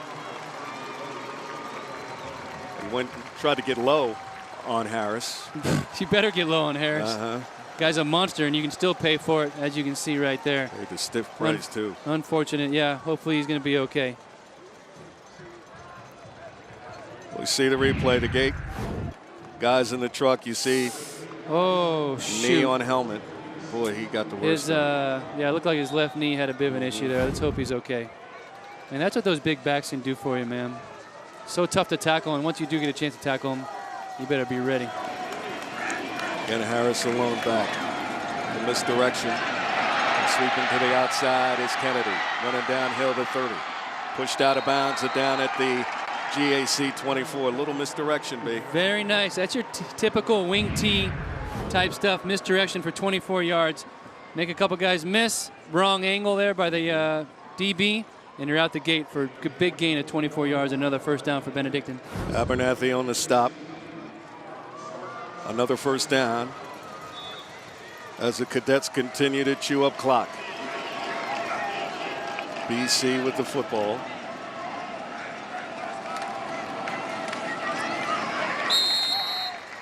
On the 26 and the give. Looked like it was Chance Jackson on the carry. Good football player, Jackson. Right. 1,000-yard rusher. Yep, 15 touchdowns on the season.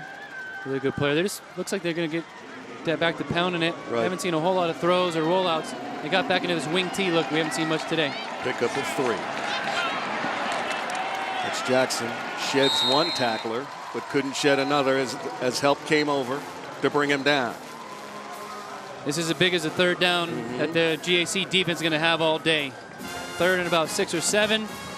GAC holds here. I don't think Benedictine will try to kick a long field goal. It might be a little bit out of range.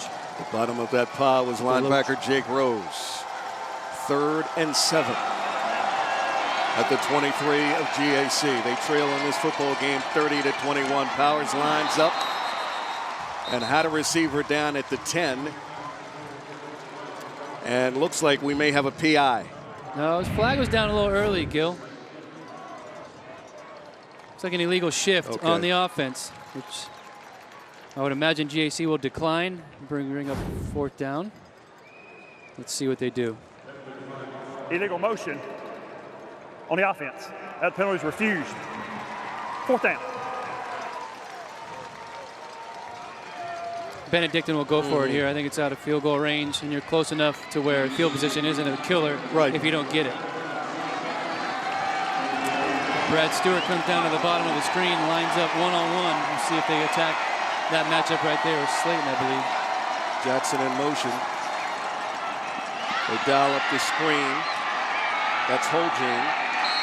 That is right at the marker, Gil. Yes, that's very close. It depends on the spot. Great job by both sides there. GAC rush into the football, and nice play design on another little screen to Holguin. We saw that one early in the game. Right. Same exact play. And Abernathy on the stop. Pickens was there. Washington too. This is a big spot. This could change the whole dynamic of the football game if GAC gets a stop here. Again, Abernathy, more cramps. They're still working on him again. What do you think? I would think if you're having cramps, maybe just use him where he's most effective on the offensive side of the ball. But as Grace talked about in her report, that this is something they've dealt with all year. We played with Harry Douglas with the Atlanta Falcons. He had a tough time, no body fat on the kid, had a tough time keeping enough fluids in him, and had a cramping issue as well. These kids, they're so well fit and so sleek and fit, it's unbelievable. And they don't have enough body fat on them to hold that water down. And the GAC program has adopted what Chip Kelly's doing with the hydration and all that, and you wonder, how effective.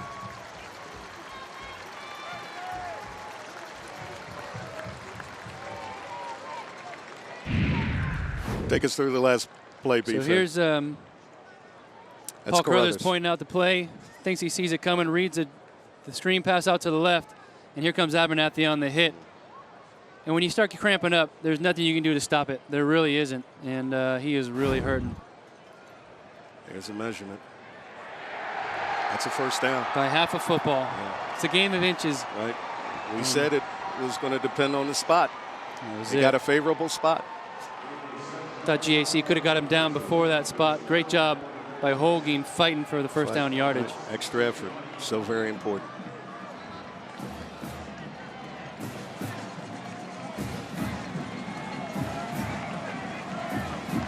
First and 10 at the 16. Right back to the wing tee. That's Harris. Looks like a rugby scrum.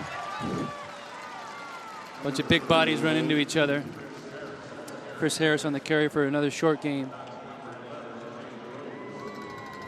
Abernathy sits on the bench right below us, sucking on that oxygen mask. I had to do that a few times in my day.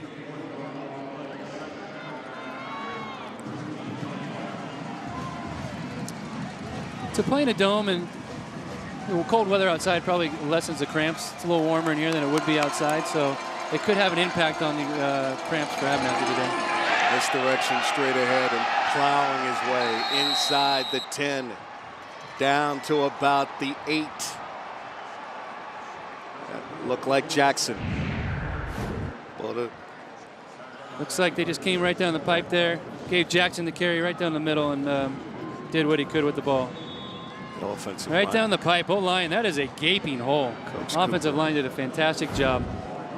The impact of Ken Cooper has been unbelievable. Sweeping around the left side, that's Kennedy.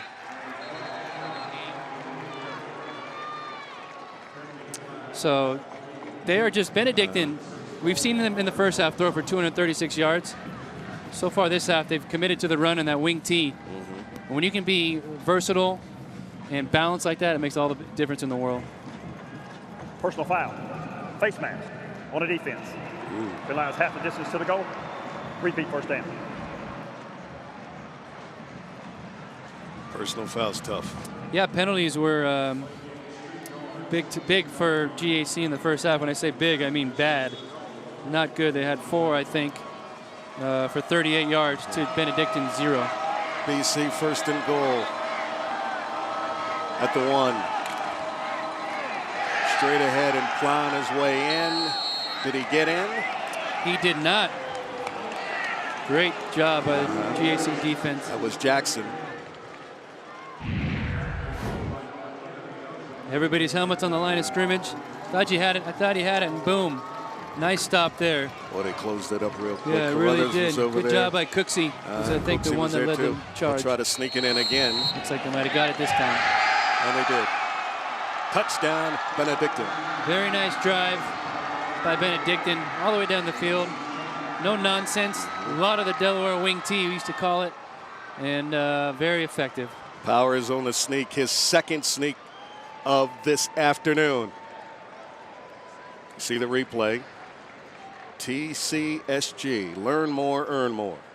Here it is, right over the top. Right over the top. Twice they've done it now. It's been effective for him. 11 plays, 68-yard drive. The elapsed time, 3:19. Benedictine's going to go for 2. In motion is Kennedy. Powers rolls out, finds him, and he is in for the 2-point conversion. Nice job at Benedictine and Powers. Nice little roll left, which he loves to do, being a left-handed quarterback. And finds Kennedy in the corner of the end zone there. Nice job at Kennedy finding sniffing the goal line. Here's a replay, B. Yeah, you just see him roll out. He's been doing it all game long when they're throwing the football and just outflanks the defender and sniffs out that pylon. Right, just twists and turns and finds that pylon like you said. Good job. Powers sneaks that ball, breaks the goal plane. I think that was a good call by the officials on the goal line there. Powers, not a lot of yards today. 3 carries, 2 yards, but very effective. You see Abernathy leaving the field right now to be attended to probably in the locker room. It's a helpless feeling, right? Because there's nothing you can do about it from this point on.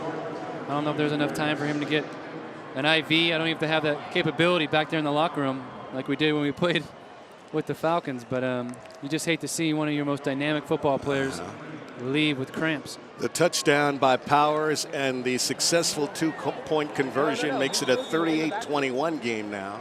5:26 in the third quarter. The Cadets of Benedictine out in front. Get a look at the crowd here, part of Championship Saturday. We got this thing started under the big top yesterday, and we're going to conclude it tonight. Archer and Colquitt County. And right after us, Buford and St. Pius. Well, that's the third time my man's kicked it out of bounds. Grace. Gil, I don't know if you remember this, but last year at the state championships, I remember almost every game there were multiple players on each side that were cramping up. I mean, it was like left and right. I haven't seen it that much this year. But because of that, I asked the medical staff, I said, do you think maybe transitioning from the cold winter weather to the dome maybe causes those cramps? And he said, I don't know. I think just certain players are prone to it. So he doesn't seem to think that the dome atmosphere really causes the cramps. But who knows? We'll see if Abernathy's able to get back out there on the field. Grace, that's a good point. B, I'm going to have you expand on that a little bit because you had talked about it earlier, the difference between, outside and then coming into a climate-controlled facility. Yeah, it's interesting. I cramped up. It depends what's going on with your body and how you're feeling. Maybe he's been sick the night before or during the week. But you have all week to prepare for this game and hydrate the right way. And like the staff said, some guys are just prone to it more than others. But, in talking to Coach Hardy this week, he said they've embraced that hydration program that's successful with that Chip Kelly did at the University of Oregon, now doing it with the NFL Philadelphia Eagles, and everybody's copying that. But yet and still you have the problem. They're going to pooch kick it and taking it one of the up men for GAC, Alex Rowe. And the Spartan will take over right at about their 36-yard line. Yeah, good field position for GAC, and this game's far from over. People, this GAC team can score from anywhere. They just need to find a way to stop Benedictine, who's doing a fantastic job on both sides of the ball so far. All right, Mills is in at quarterback, Venable in for Abernathy, and you see a spread look with Slayton and Fan at the top of your screen. Mills, straight drop back, looking long for Slayton. The defender falls down, and Slayton had the ball. Stewart was there to break it up about at the 15-yard line. That's one Slayton wishes he could have back because it was hit him right in the hands. Really nice throw by Davis. Mills, and right off his hands. Just took his eyes off it. Safety came over the top. That was Brad Stewart. And a cover 2. And the cover 2 look there, and it was a really good throw, really good play call. Just couldn't quite bring it in. 2nd and 10. Quick snap. Venable off a right tackle. Pushes his way close to the 40-yard line. May have gotten to the 41. Brings up a big third down for GAC. Third and about 6. They need to move the chains here and find a way to continue this drive, because being down 17 points late in the third quarter, it's not easy to come back. True self Cooper on the tackle. He was shaken up, so he'll exit and be replaced. 3rd and 6. Mills scrambles, gets up in the pocket, and puts it on the carpet. Is it grounding or incomplete? Looked like an incomplete pass. He had a receiver right in front of him, but the problem there is a 3-man rush by Benedictine, and they get pressure on the quarterback, which should rarely happen. Only 3 guys going after the quarterback,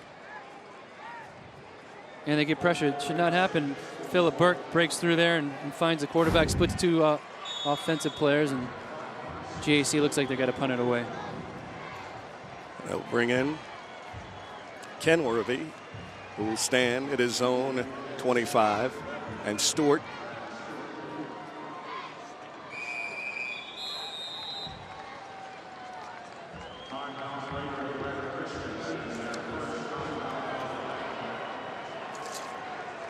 Stop the Drop is an initiative dedicated to preventing high school dropouts. We ask students to do their part by finding out how the problem affects their community and preparing a 30-second PSA, public service announcement, that tells us about it. The best PSA wins a $2,500 scholarship. Stay tuned and find out later today who our 2014 contest winner is and what ideas they have about Stop the Drop. So important to get that diploma, GED, college degree, and whatever it takes. Whatever it takes. Find a way to get education. Can't say enough about how that's been an initiative of Bob Rienza and Taya Ryan at GPB. Handful of these kids get to go to school for free. And all these scholarship, good grades. There it is. A little athletic ability. Parlay the two in something positive and successful. 38-21, 4:41 in the third quarter. GAC decided to go for it. Benedictine's turn to call timeout. Caught them off guard a little bit. GAC came out to punt the ball on 4th and about 6, and they decided against it at this point in the game, down 3 scores. Undefeated season for the Spartans, but you see they've given up a lot of points, especially at the close. Yeah, down the stretch here, we've had a tough time. Well, it's playoff football. Right. And I had a chance to be at that Vidalia game on November 28th. Right. And that was close for a long time. They pulled away late. And then last week was an absolute shootout against Fitzgerald when they won 44-41. They won with shutouts, like you can see at Hayfield Charter back in September, and they've won in shootouts as well. So this team can do it all. Not their best performance today. A little undisciplined with all the penalties and turnovers. And full disclosure, Fitzgerald, that's where my granddaddy was born and raised. Got a lot of family down there with those wild chickens. You heard the story about the wild chickens. Those wild chickens, that's right. Rocky Balboa down there chasing them around. Well, you can chase them around. If you hurt them or even do it, you're going to jail. That's right. You get a ticket and a fine. Wild chickens rule in Fitzgerald. Mills tries a little back shoulder throw to Fan here on the sideline. And Fan seemed to be a little bit on a different page. Didn't stop and try to make that play. GAC turns it over on downs there on 4th down. Here you see he's kind of watching. He knows he wants to go to Fan right away. Tries to throw a back shoulder and just leads it a little bit too far. GAC now 0 for 2 in 4th down conversions. Put their defense in a bit of a bind here. Benedictine gets the ball on the GAC 40-yard line. And a short field. You're exactly right, Pete. And with a 17-point lead. And a new cornerback in the game as well. Since Abernathy's been out, looks like Trent Fowler enters the game, number 25. The pitch, spinning his way and going downhill, was Jackson. Gets close to about the 36-yard line. Pickup of 3. Make it 2nd and 7. Clock continues to count down. You see it on your screen. That's exactly right, Gil. That clock's going to keep running. Benedictine knows what they got. They got a big lead, and the clock is on their side. They've stuck with that wing T most of this third quarter. They spread out to a little bit to the spread here to change it up.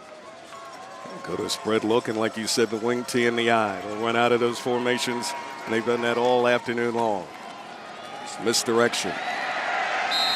That's Jackson over the 30, down to about the 29. Josh Pickens on the stop. Simple play there, run play. Just a couple linemen from the left pulling to the right side. They follow their blockers. A couple of GAC players a little Another nicked Spartan up. is down. That's right. Looks like it might be Brandon Washington. It's tough to tell. Brandon Washington, of course, number 32. He plays nose tackle. That's who we think it is down on the field. But his number right now obscured. Also saw Cooksey on the sideline there when they're starting linebackers. One of their key players and leaders of the football team holding his wrist on the sideline down in front of us. And it is. I want to take a look at Benedictine's last drive, B, and take us through. No nonsense. Hand the ball up the middle. Get the big guy Harris going early. Watch out and get out of his way. His head is a load. He's like a Mack truck, right? Yep, a little misdirection. Get to the outside edge. Another big gain there for Benedictine. And gets him down close to inside the 5-yard line. They're able to punch it in with the quarterback sneak by Powers. What do they say about Harris? A freight train a coming. 1st and 10 at the 30. See the man in motion. That was Kennedy. Good job on first down there by GAC. Jackson, right. Keeping Jackson inside the tackle box there, and Carruthers with another nice stick. Also, Chris Moss was in the neighborhood in the vicinity, too. A gain of 1, 2nd and 9.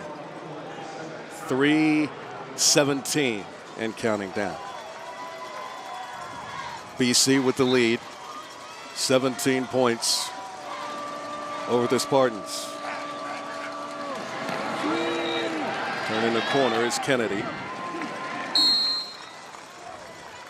All right, we're back to where we started a few minutes ago. Benedictine with a 3rd down and about 7. An opportunity to move the chains here and getting better scoring, but too far out for a field goal. Brian Finneran, you make the call. Huh? I go for it again. I think you just got to keep going. Big 3rd down here. Let's see what happens. And then I'll make that call for you, Gil. Good look at Coach Britt. Home in the sidelines, has that game face on. This team is led from wire to wire. That's Kennedy. He's hemmed in, and they sniffed it out. They went back to that Delaware wing T look, which they've done pretty successfully today. GAC does a nice job flying to the football and shutting that down for a 1-yard gainer. And Kennedy with the carry, and good job by the GAC defense swarming to the football. That hole closed up real quick.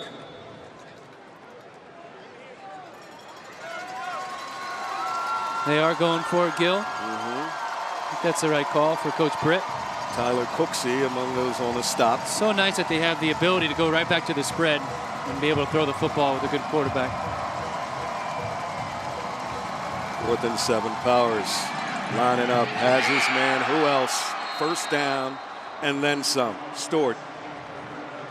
It's not fair, B. It's not fair. A beautiful throw and catch. Perfect timing. Perfect situation. Great route by Stewart. You see him come down the field here. Chops his feet, stop on a dime, right back to the football. All hands. Turn upfield and get the 1st down. Great job, and good job by delivering the ball by Stevie Powers there. They know where each other is at all times. Sliding forward and stumbling his way down to close to the 10-yard line was Jackson. You got some stats for me, B. Yeah, Benedictine does a good job. It's not a one-man wrecking crew out there. It's by committee. Balanced running game. 46 yards for Kennedy, 31 for Jackson, and 31 for Harris. Sounds like a law firm, right? Kennedy, Jackson, and Harris. And Finneran. They don't want You're me the junior there. partner. I'm hiring him. 2nd and goal at the 12. Turning the corner is Kennedy. He got close to the 10. Possibly a gain of 1. Yeah, it'll bring up a 3rd and 5. You can almost just see it coming. Carruthers sniffed it out. A little cross back to the left there, and nice job of the linebackers flying to the football. Under a minute to go. You see the clock winding down in the third quarter. Defense getting a little tired. You see Carruthers breathing heavy there. They've been on the field a long time this quarter. Big time. Jackson is single back. The man in motion. They give it to Jackson. Bounces outside to the 5. Inside the 5. Down to the 2. And close to the 1. Nice job by Jackson, just turning the corner, and then he had a full head of steam going forward, trying to get to the end zone, and absolutely runs over the defensive back, Boglin, who's still down on the field. Boglin got run over by Harris early on in this football game, and being tended to again. These Benedictine backs run with bad intentions. And physical. Yeah.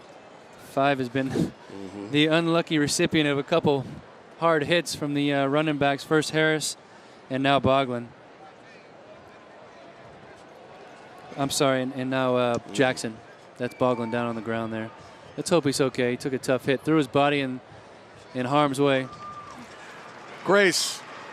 I talked to that number 5 right after his last injury, and he hurt his ankle. He rolled back on it weird during the play, but he told me he had never injured it before. They took off his socks, and he was kind of writhing in pain while they did that. But he told me he was ready to get back in right away. He just needed a rest. But, you know, now we see it happen again. I don't know if it's the same thing, but I'll check it out. Thank you. Abernathy is back out. Good stuff, Grace. He's I don't think that was an ankle on that one. He took a hard hit, maybe to the head. Abernathy back on the football field is a good thing for GAC because, like I said earlier in the broadcast here, he can take it to the house from anywhere on the field, and GAC is going to need all they can get. The clock continues to wind down, and I think that's going to put an end to the third quarter. And it does. With the score, Benedictine 38 and GAC 21. BFIN, we have a thing here, GPB. We put up our 4 fingers, folks. We head to the fourth quarter. We'll be back in Atlanta after this.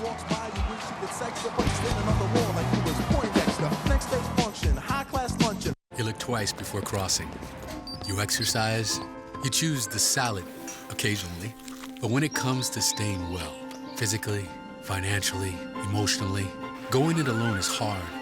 So Cigna has your back and your knees 24/7, in sickness and in health, answering your questions, giving you some coaching, helping you get well and stay well. That's having a partner who's with you all the way. Cigna. During this performance, one student will drop out of high school. Be there for your big finish.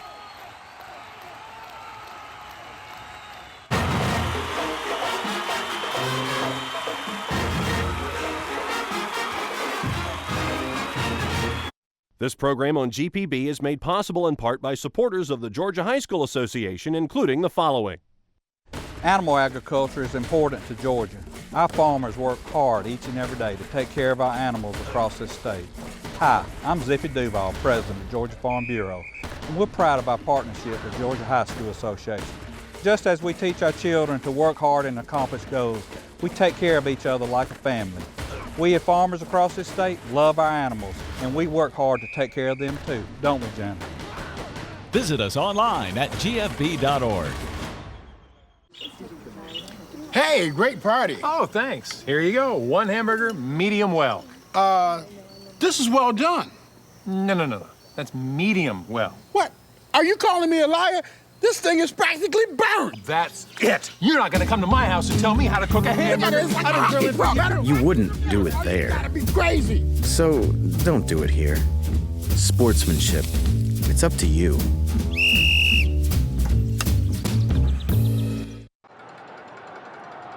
welcome back with us at the Georgia Dome. It's been quite a battle out there on the field. Benedictine leading GAC 38-21 heading into the fourth quarter. We asked you earlier in the game which Benedictine defensive end registered 18 sacks while at UGA and then was drafted by the Indianapolis Colts. That was our trivia question for you.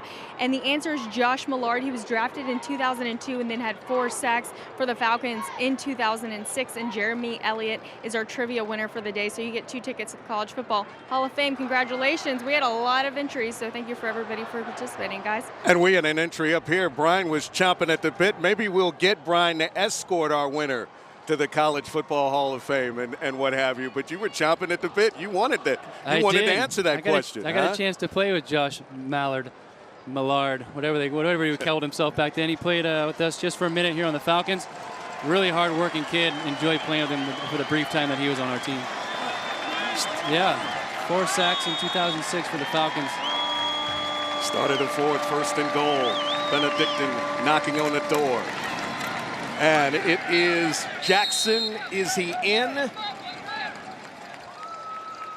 Just short of the goal line again. He's not. I think we're delaying the inevitable here. Right. Nice job by the linebackers anyway, stuffing the run and making a play. D-line stepped up as well. Close that hole quickly. Great job by our truck, led by the commander, Steve Graham. Always great to work with the wonderful people at GPB and the folks at Turner. He's in that time. That's a no-doubter there, Gil. And GAC's in a world of hurt. Benedictine's putting this thing out of reach. That drive was almost 5 minutes long. 11, 12 plays. Really chewing up some clock. And that makes it 44-21 pending the extra point or the 2-point conversion. Should the Cadets go for 2, but I think they have a lineup right now. They're going to go for the PAT off the foot of Deloche. The snap, the kick, it's perfect. All right, Brian Finneran, we have 3 angles, courtesy of TCSG, learn more, earn more. We got to give love to Coach Cooper's offensive line. Absolutely do a fantastic job firing off the football. You see Harris kicking out the DN, but look at the guys up front getting push and leverage, and Jackson finding the hole. And he's done it all game long. Really good job. Look at that. Just all you need is a yard or 2. They push those guys back. Jackson finds the hole. That drive, 12 plays, 60 yards, 5 minutes and 7 seconds. There you see the aforementioned Coach Ken Cooper. Isn't that great? That guy's been around football his whole life. It's great to see old school guys who are still relevant. There's not many jobs you just can sit around and keep doing what you want to do forever and ever and really enjoy it. Coach Cooper, I think, has done that for years and years and years. So many people in Hotty Toddy Nation remember his days at Ole Miss, and he had some time at the University of Georgia as well, but was retired down there in Savannah and wanted to help the kids. And he's helping them okay. The amount of knowledge he's giving those young kids. You know, right, I mean, stories about him with Coach Paul Bear Bryant and Clem Griska, you know, people back in the day. So much history in that guy's noggin. You know, you'd love to sit with him for not only an evening, but a week. Just tap into that mind.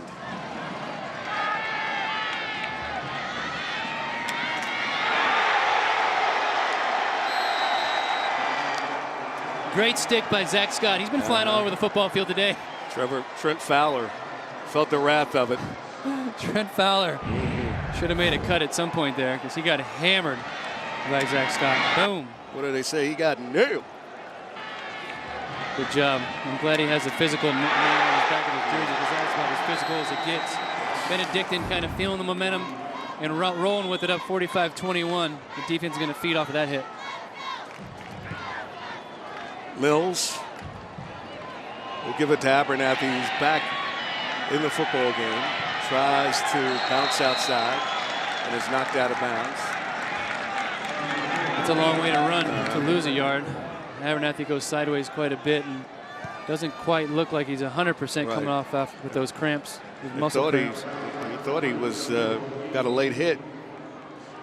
There was some trash talking over there on the sideline too. That's just good hard football on the sideline by Benedictine. Playing to the whistle, to the sideline. Gain of 1, 2nd and 9 at the 18. Mills. The intended receiver was Slayton over the middle, but that ball was almost picked off. Brian, how hard is it to beat a team a second time? It's tough. It's tough. I think that's why in the NFL you play your division foes twice, the Saints and the Panthers and the Bucks. And it's so hard to sweep the division series just because you make adjustments, you change, you know each other so well, and you try to attack. So GAC obviously won the first matchup for week 1 of the season, 24-21. But Benedictine's getting the better half this time. Just saw a split screen of both coaches. Mills lines up, has a receiver complete, and it looks like it was Fan. First down yardage. Yeah, Fan with a nice little out route. Nothing to it. Pretty good throw by Mills. Gave him a chance to make that play for him and move the chains. Big first down. Pickup of 12. They needed something good to happen. GAC did.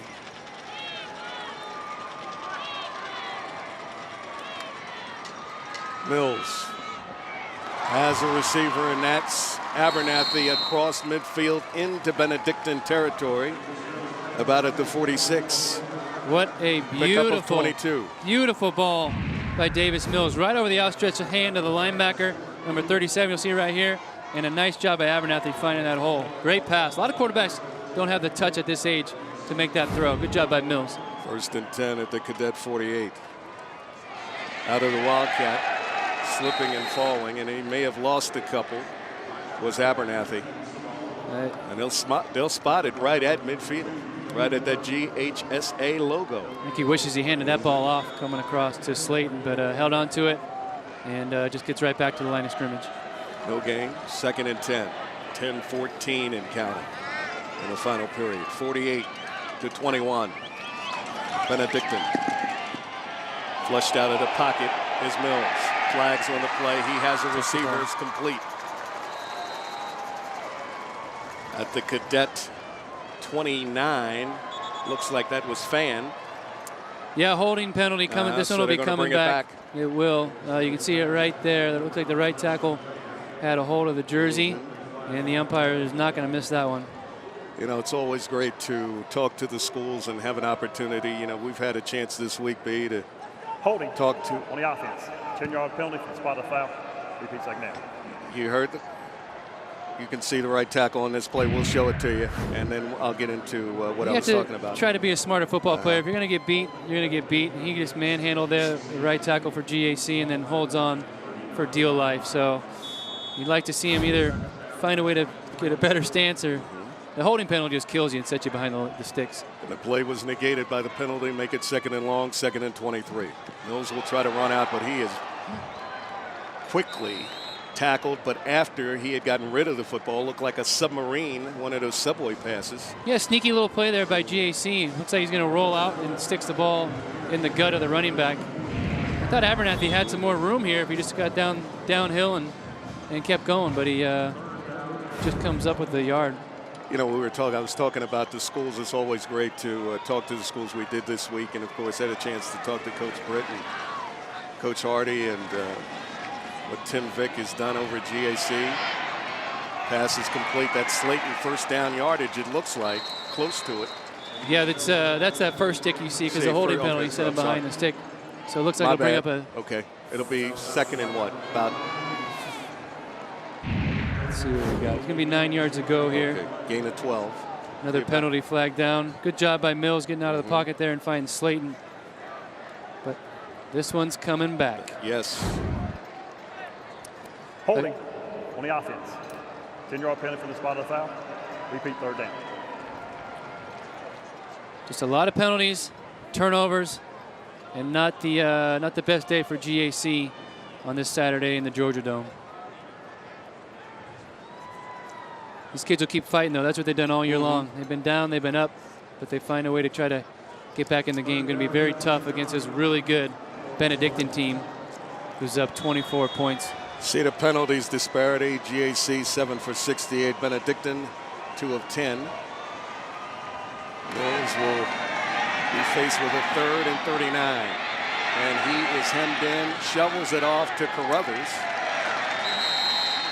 Maybe got 5 if he got that. That brings up 4th down for GAC, and Benedictine's defense has been getting pressure on Davis Mills all game long.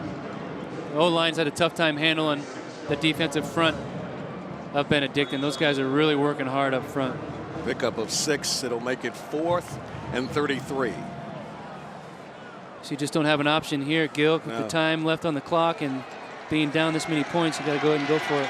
They're down 45-21 with 8:28 to go. Mills shoots it long to Slayton. He grabs the football as he inbounds.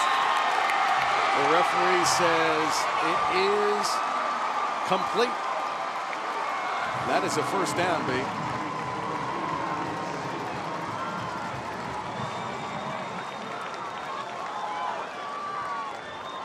The rule B is if he's inbounds, you push him out of bounds.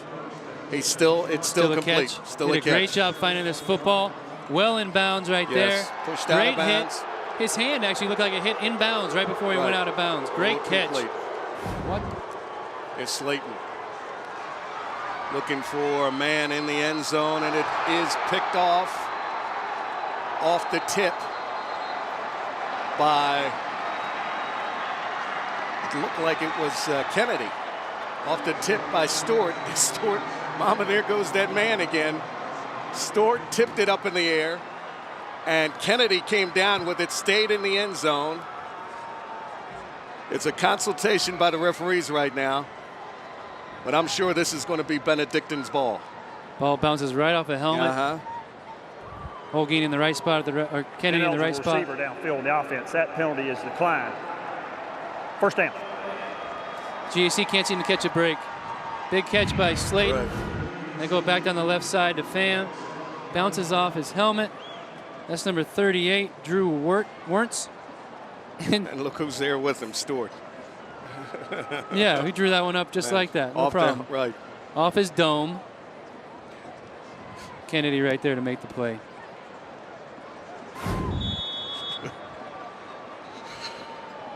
Sometimes things just bounce your way.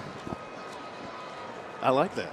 They do. It just that was Auburn-esque with all the stuff they had going last year in their miracle season.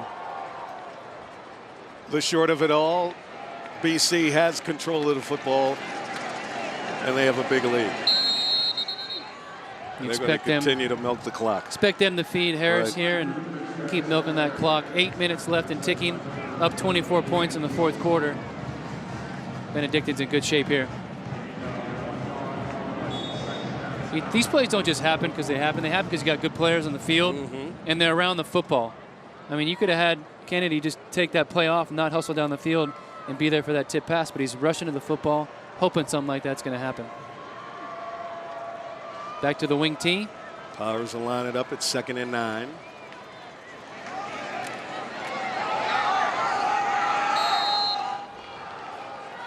Good job by GAC's defense there. That's Jacob Collins on the misdirection. Just chew up that clock. Benedictine and Coach Britt understand how important it is to keep GAC's offense off the field, protect the football, and keep chewing up that clock.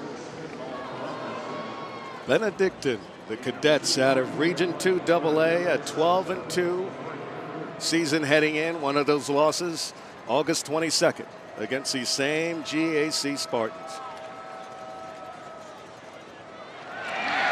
Pulling his way ahead. Wow, 3rd and 7. Yeah, and he gets it too, and that's Jackson. Good hard run by Jackson. 3rd and 7, you know they're going to run the football. You got to kind of try to bow up and stop him from getting that yardage. He is running hard. Good job by Jackson getting that. And good job by that offensive line we've been talking about all game. And you talked about the weapons. I mean, if it's not Jackson, it's Kennedy. If it's not Kennedy, it's somebody else. You know, I mean, it's just a good balance. Right. If it's Stewart, it's Powers. That's what you want when you got a good football team. You want a bunch of guys that play hard together. And Harris is another guy done a good job. And Harris is only a sophomore. Okay. I don't even know how you grow guys that big. 6 foot, 230. 6'2", 230, right. Jeez. And Coach, sophomore? Right. And Coach Britt told us, in a conference call this week, he said, Gilly, they run between the tackles. The guy gets tough yards, and when we need him, he's there, and he's definitely delivered today. You watch how this game is kind of morphed into what it is now, but this thing was a shootout from the get-go. 236 yards passing in the first half for Stevie Powers, and now they're just running that clock and running the ball. The clock continues to wind down, and when you have a lead like this, the clock is an ally.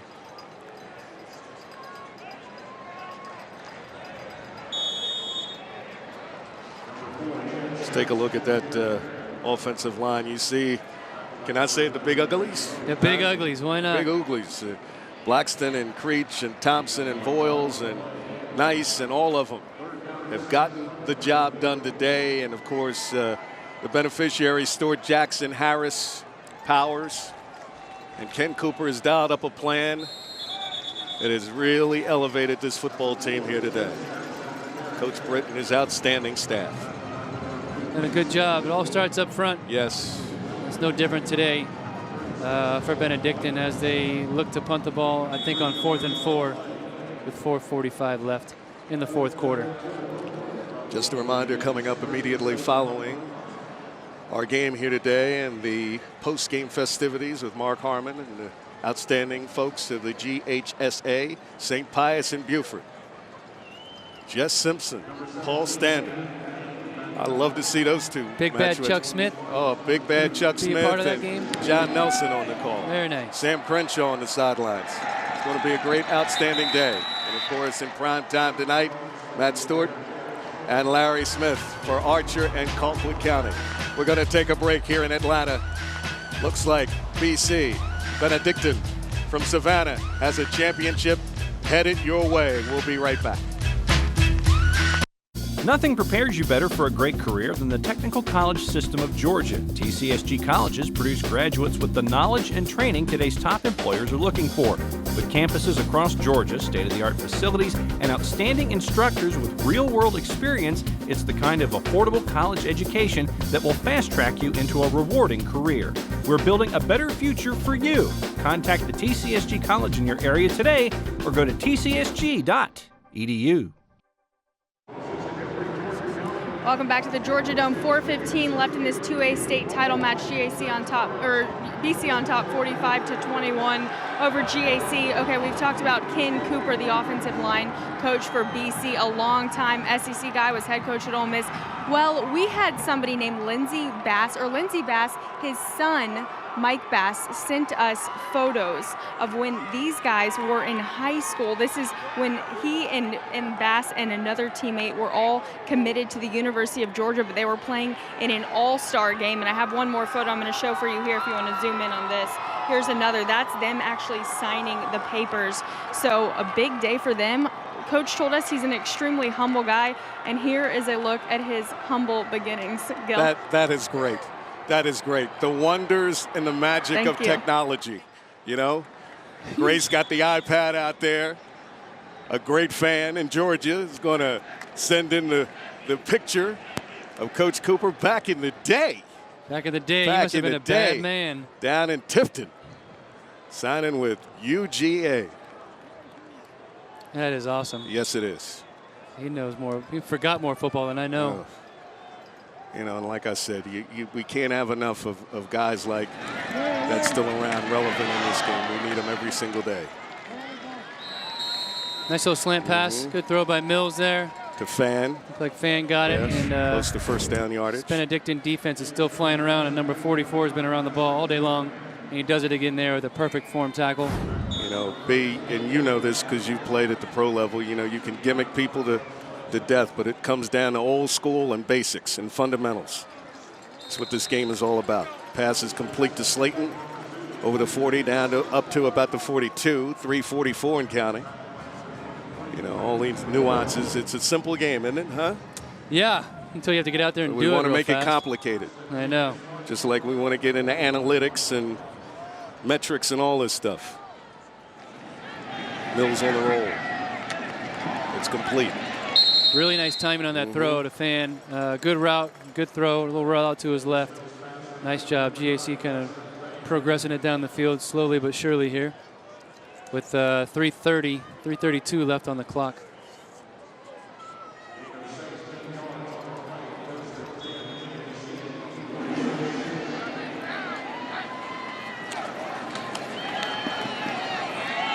Mills looking long for Fan, and that pass is picked off by Stewart at the 10-yard line. Are you kidding me? That guy can play some football in the right spot at the right time, and he doesn't miss the catches. 2 interceptions, handful of catches, 130-plus yards. And Mills just trying to get his receiver a chance to make a play, and not a throw I think he wishes he had back. You know, the way he plays his position reminds me of a former old great Georgia Bulldog by the name of Terry Hoke. I mean, just right there in center field, bringing it down, and he's been all over the field. 3:19 to go. Benedictine with a big lead. You see the trophy. That's what they're playing for.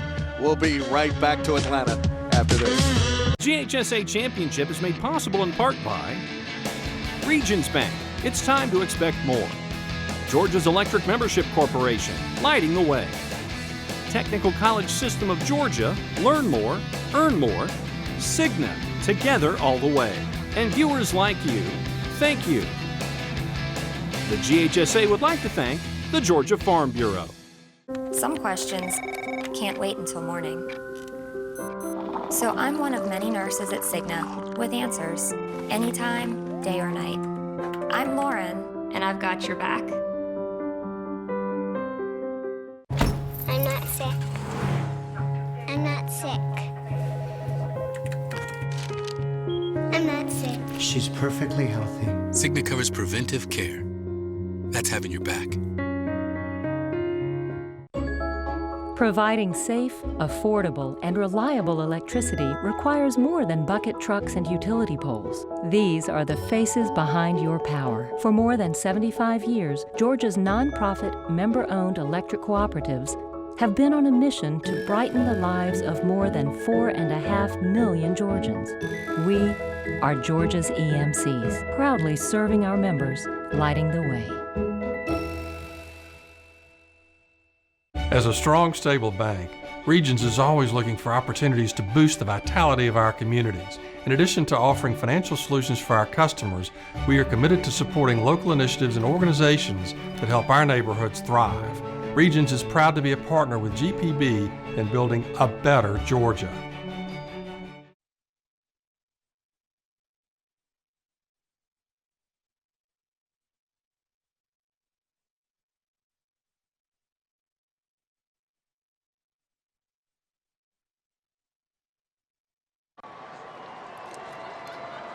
Back here in Atlanta in the Georgia Dome, you see the score in the fourth quarter right now. Benedictine 45-21. You know, they had 2 losses, the Cadets.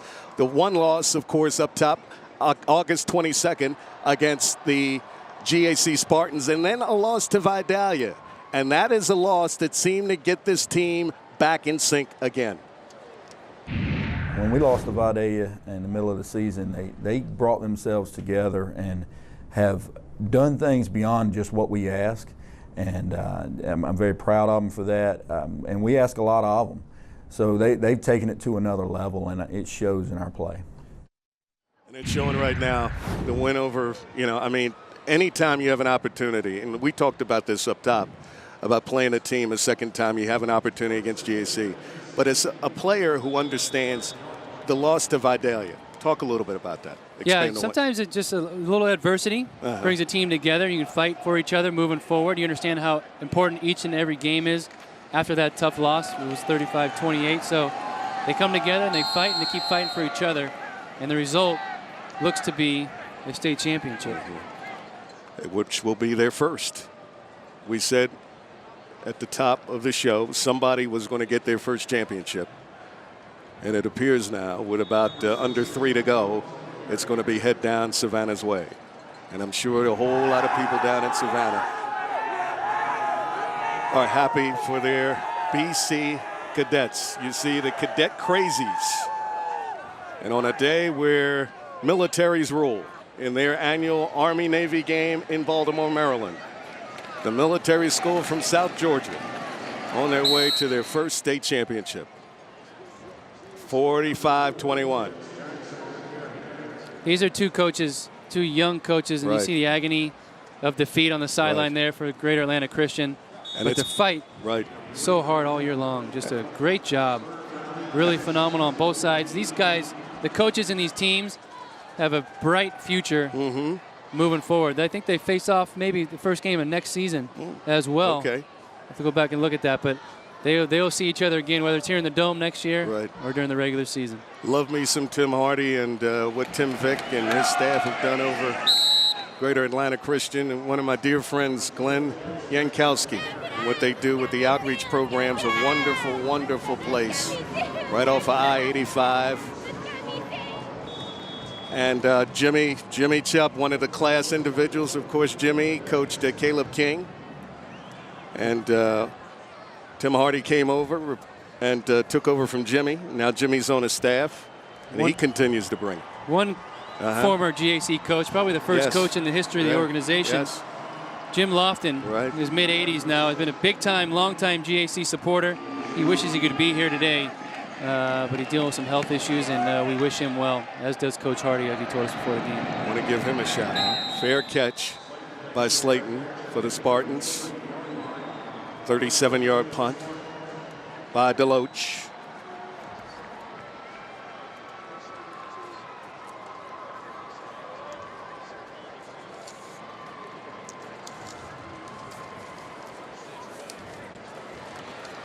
Be a lot of celebrating in Savannah tonight. Those kids are going to have a good time. That trip from I-75 on to I-16. There you go. The split right around Macon. And then they're going on down. It's going to be a nice ride.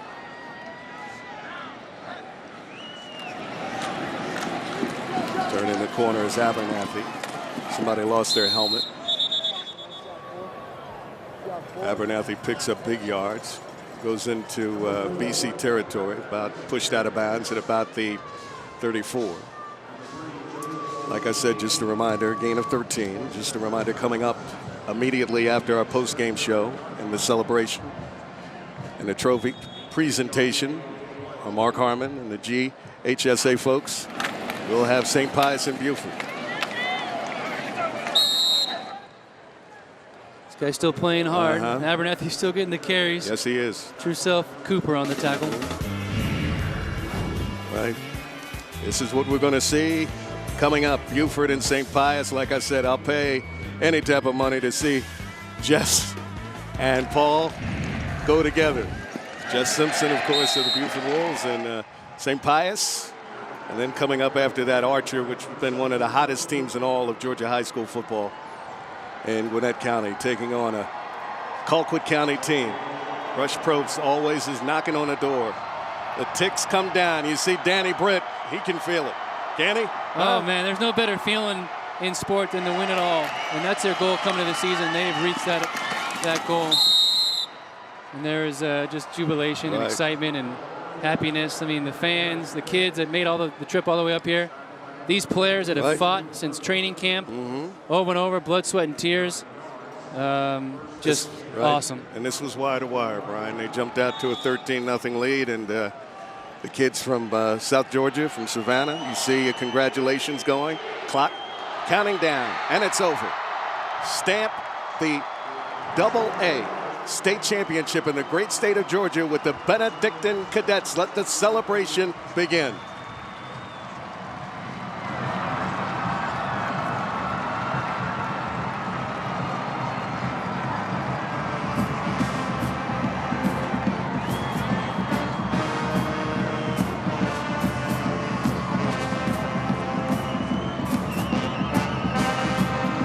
Final 45-21.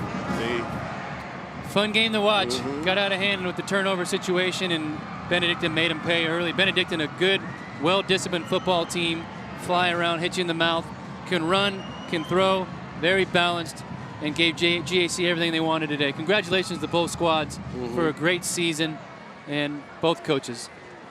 Let's go downstairs with the long-time Benedictine fan. Grace, it is all yours. That's right. This is Charles Rousseau, a 61 graduate. part of the 61 baseball state championship team, played football there. Your dad graduated in 31. Right. How big is this for you to watch today? This is unbelievable. First off, I'd like to say hello to my lovely wife, Clara. This is unbelievable. Benedictine has one of the greatest traditions of all the high schools in Georgia. We've been playing since 1902, and finally we won a state championship. They put a lot into the program, and just a beautiful job. It really came true. And Coach told us that with Benedictine, it's one of those programs where you go to the doctor's office and the doctor has a ring on, you know, his state championship ring or whatever it is from years and years ago. And he said people don't leave that spirit they have with the school. Yeah, it's unbelievable the spirit that Benedictine has. And, you know, just like I say, it goes way back, way back. We used to play Savannah High and beat them all the time on Thanksgiving Day. And so now we are beating Great Atlanta Christian. What do you think the party is like down in Savannah tonight? I know everybody's watching. Wild in Savannah and Atlanta. All right, well, all you Savannahans, enjoy this one. Congratulations. Thank you very much. Thank you for joining us. Let's send it back upstairs. All right, Grace, thank you. And it'll indeed be a party going down to Savannah. B, it's been an outstanding job with you today. I enjoyed it, Gil. Yes. Thanks for showing me the ropes. Really good job out here. Brought me along nicely and a fun game to call. This was a wire-to-wire victory. The Cadets jumped on them from the get-go. 13-0, turnover is the key, but then so many people participated in this win here today. They really did. It was all effort, all phases of the game. Benedictine really controlled it, special teams. Big plays were a big part of it too, and the big playmaker today, in my opinion, was Brad Stewart, who was phenomenal, the receiver for Benedictine. Brad Stewart receiving yards, 4 catches, 150 yards. The 1 touchdown for 74 yards, but it was a lot of Jackson, it was a lot of Harris, and Stewart was just unbelievable. He has that ability. He and Power is able to be on sync, on the same page. Take us through, B. Just a beautiful catch, my favorite of the day for him, to go up and get that ball, the athleticism to find it in the air and go high point it was phenomenal. He did it all game long. You see it again here on a deep corner route. We're in traffic, guys hanging on top of him. Really good football player. Yale's got a good kid coming to him. Good, smart football player. Is fun to watch. And, of course, Danny Britt and company, they finished the year at 13-2. But, you know, Greater Atlanta Christian has nothing to sneeze about. Came in here undefeated at 14-0. They will go back 14-1. But Tim Hardy and staff deserve a lot of praise. Tim Hardy, what he's doing at GAC has been phenomenal. I mean, upstanding citizen, loves what his team's doing, builds character, good kids. He should be proud of everything he's doing at GAC. Final score again, 45-21. Benedictine over GAC to win the Class 2A state championship here in the great state of Georgia in the Georgia Dome. A reminder that we have St. Pius and Beaufort coming up immediately, and then Archer and Colquitt County. Now let's go downstairs to my good friend Mark Harmon with the presentation. Thank you, Gil. It's time now to hand out the championship trophy for the Class 2A champions here in the great state of Georgia to the Benedictine Cadets. And for the presentation, I turn the microphone over to Gary Phillips, the Executive Director of the GHSA. Coach, I want to offer congratulations on a fine season and a fine performance today. The entire association congratulates you. And this is the state championship from our friends at Georgia Farm Bureau. On behalf of Georgia Farm Bureau and your local Chatham County Farm Bureau, we'd like to congratulate you on an outstanding season and a wonderful state title. Thank you. Thank you very much. Congratulations, Coach. Danny, your emotions right now as you hold that trophy high in the sky.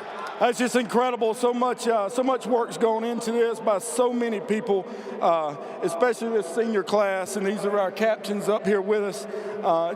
They have put so much into it. That was my first class when I came to BC. They bought into everything we've done, and we work them hard, and I really appreciate them and all those seniors, and then so many people beyond it, and certainly with my wife and daughters, because they have given up a lot of me so that we could do this. Congratulations, Coach. We got Brad Stewart back here. That catch in the first quarter was unbelievable. Talk a little bit about that. Well, you know, I've been doing it, you know, we've been practicing it. Just everything we did, we executed because how hard we worked and how hard we practiced, and it just showed. And, you know, I mean, you couldn't have picked a better group of kids to be together. And, you know, this is just going out a winner. is the best thing that could be happy. So. Well, your teammate here, Joseph, what a fumble recovery, 71 yards. Talk about that play. Oh man, we always talk about flying to the ball, and good things will happen. And that showed how us getting to the ball and going after the ball really helps win games. With this group of seniors, you got to be very proud of all the guys here and what you've accomplished. Oh yeah, I'm proud of them, all my brothers. Been working hard since freshman year. Not hard work paid off. All right, Stevie Powers, the quarterback of this year's team. Look over that crowd over there. They've been waiting a long time for a championship at Benedictine. What's that mean? Well, you know, it's obviously a tradition. You know, BC is a huge tradition, this football program. It's about time we brought one home. Thank y'all. All right, Danny, one last thing. In my research, it said 1908 they started playing football there at Benedictine. Over 100 years ago. A lot of great people have gone through that school, and you've brought home this championship to your alumni, to your students, to your teachers, to your players. Just sum it all up for us. They certainly deserve it. The alumni deserves it. There's no greater place than Benedictine. It's the most unique, special place in the world. Great to be a cadet. Congratulations to Benedictine, the AA champions. Drive home safely down I-75 and off to I-16, but congratulations to the AA champs of 2014.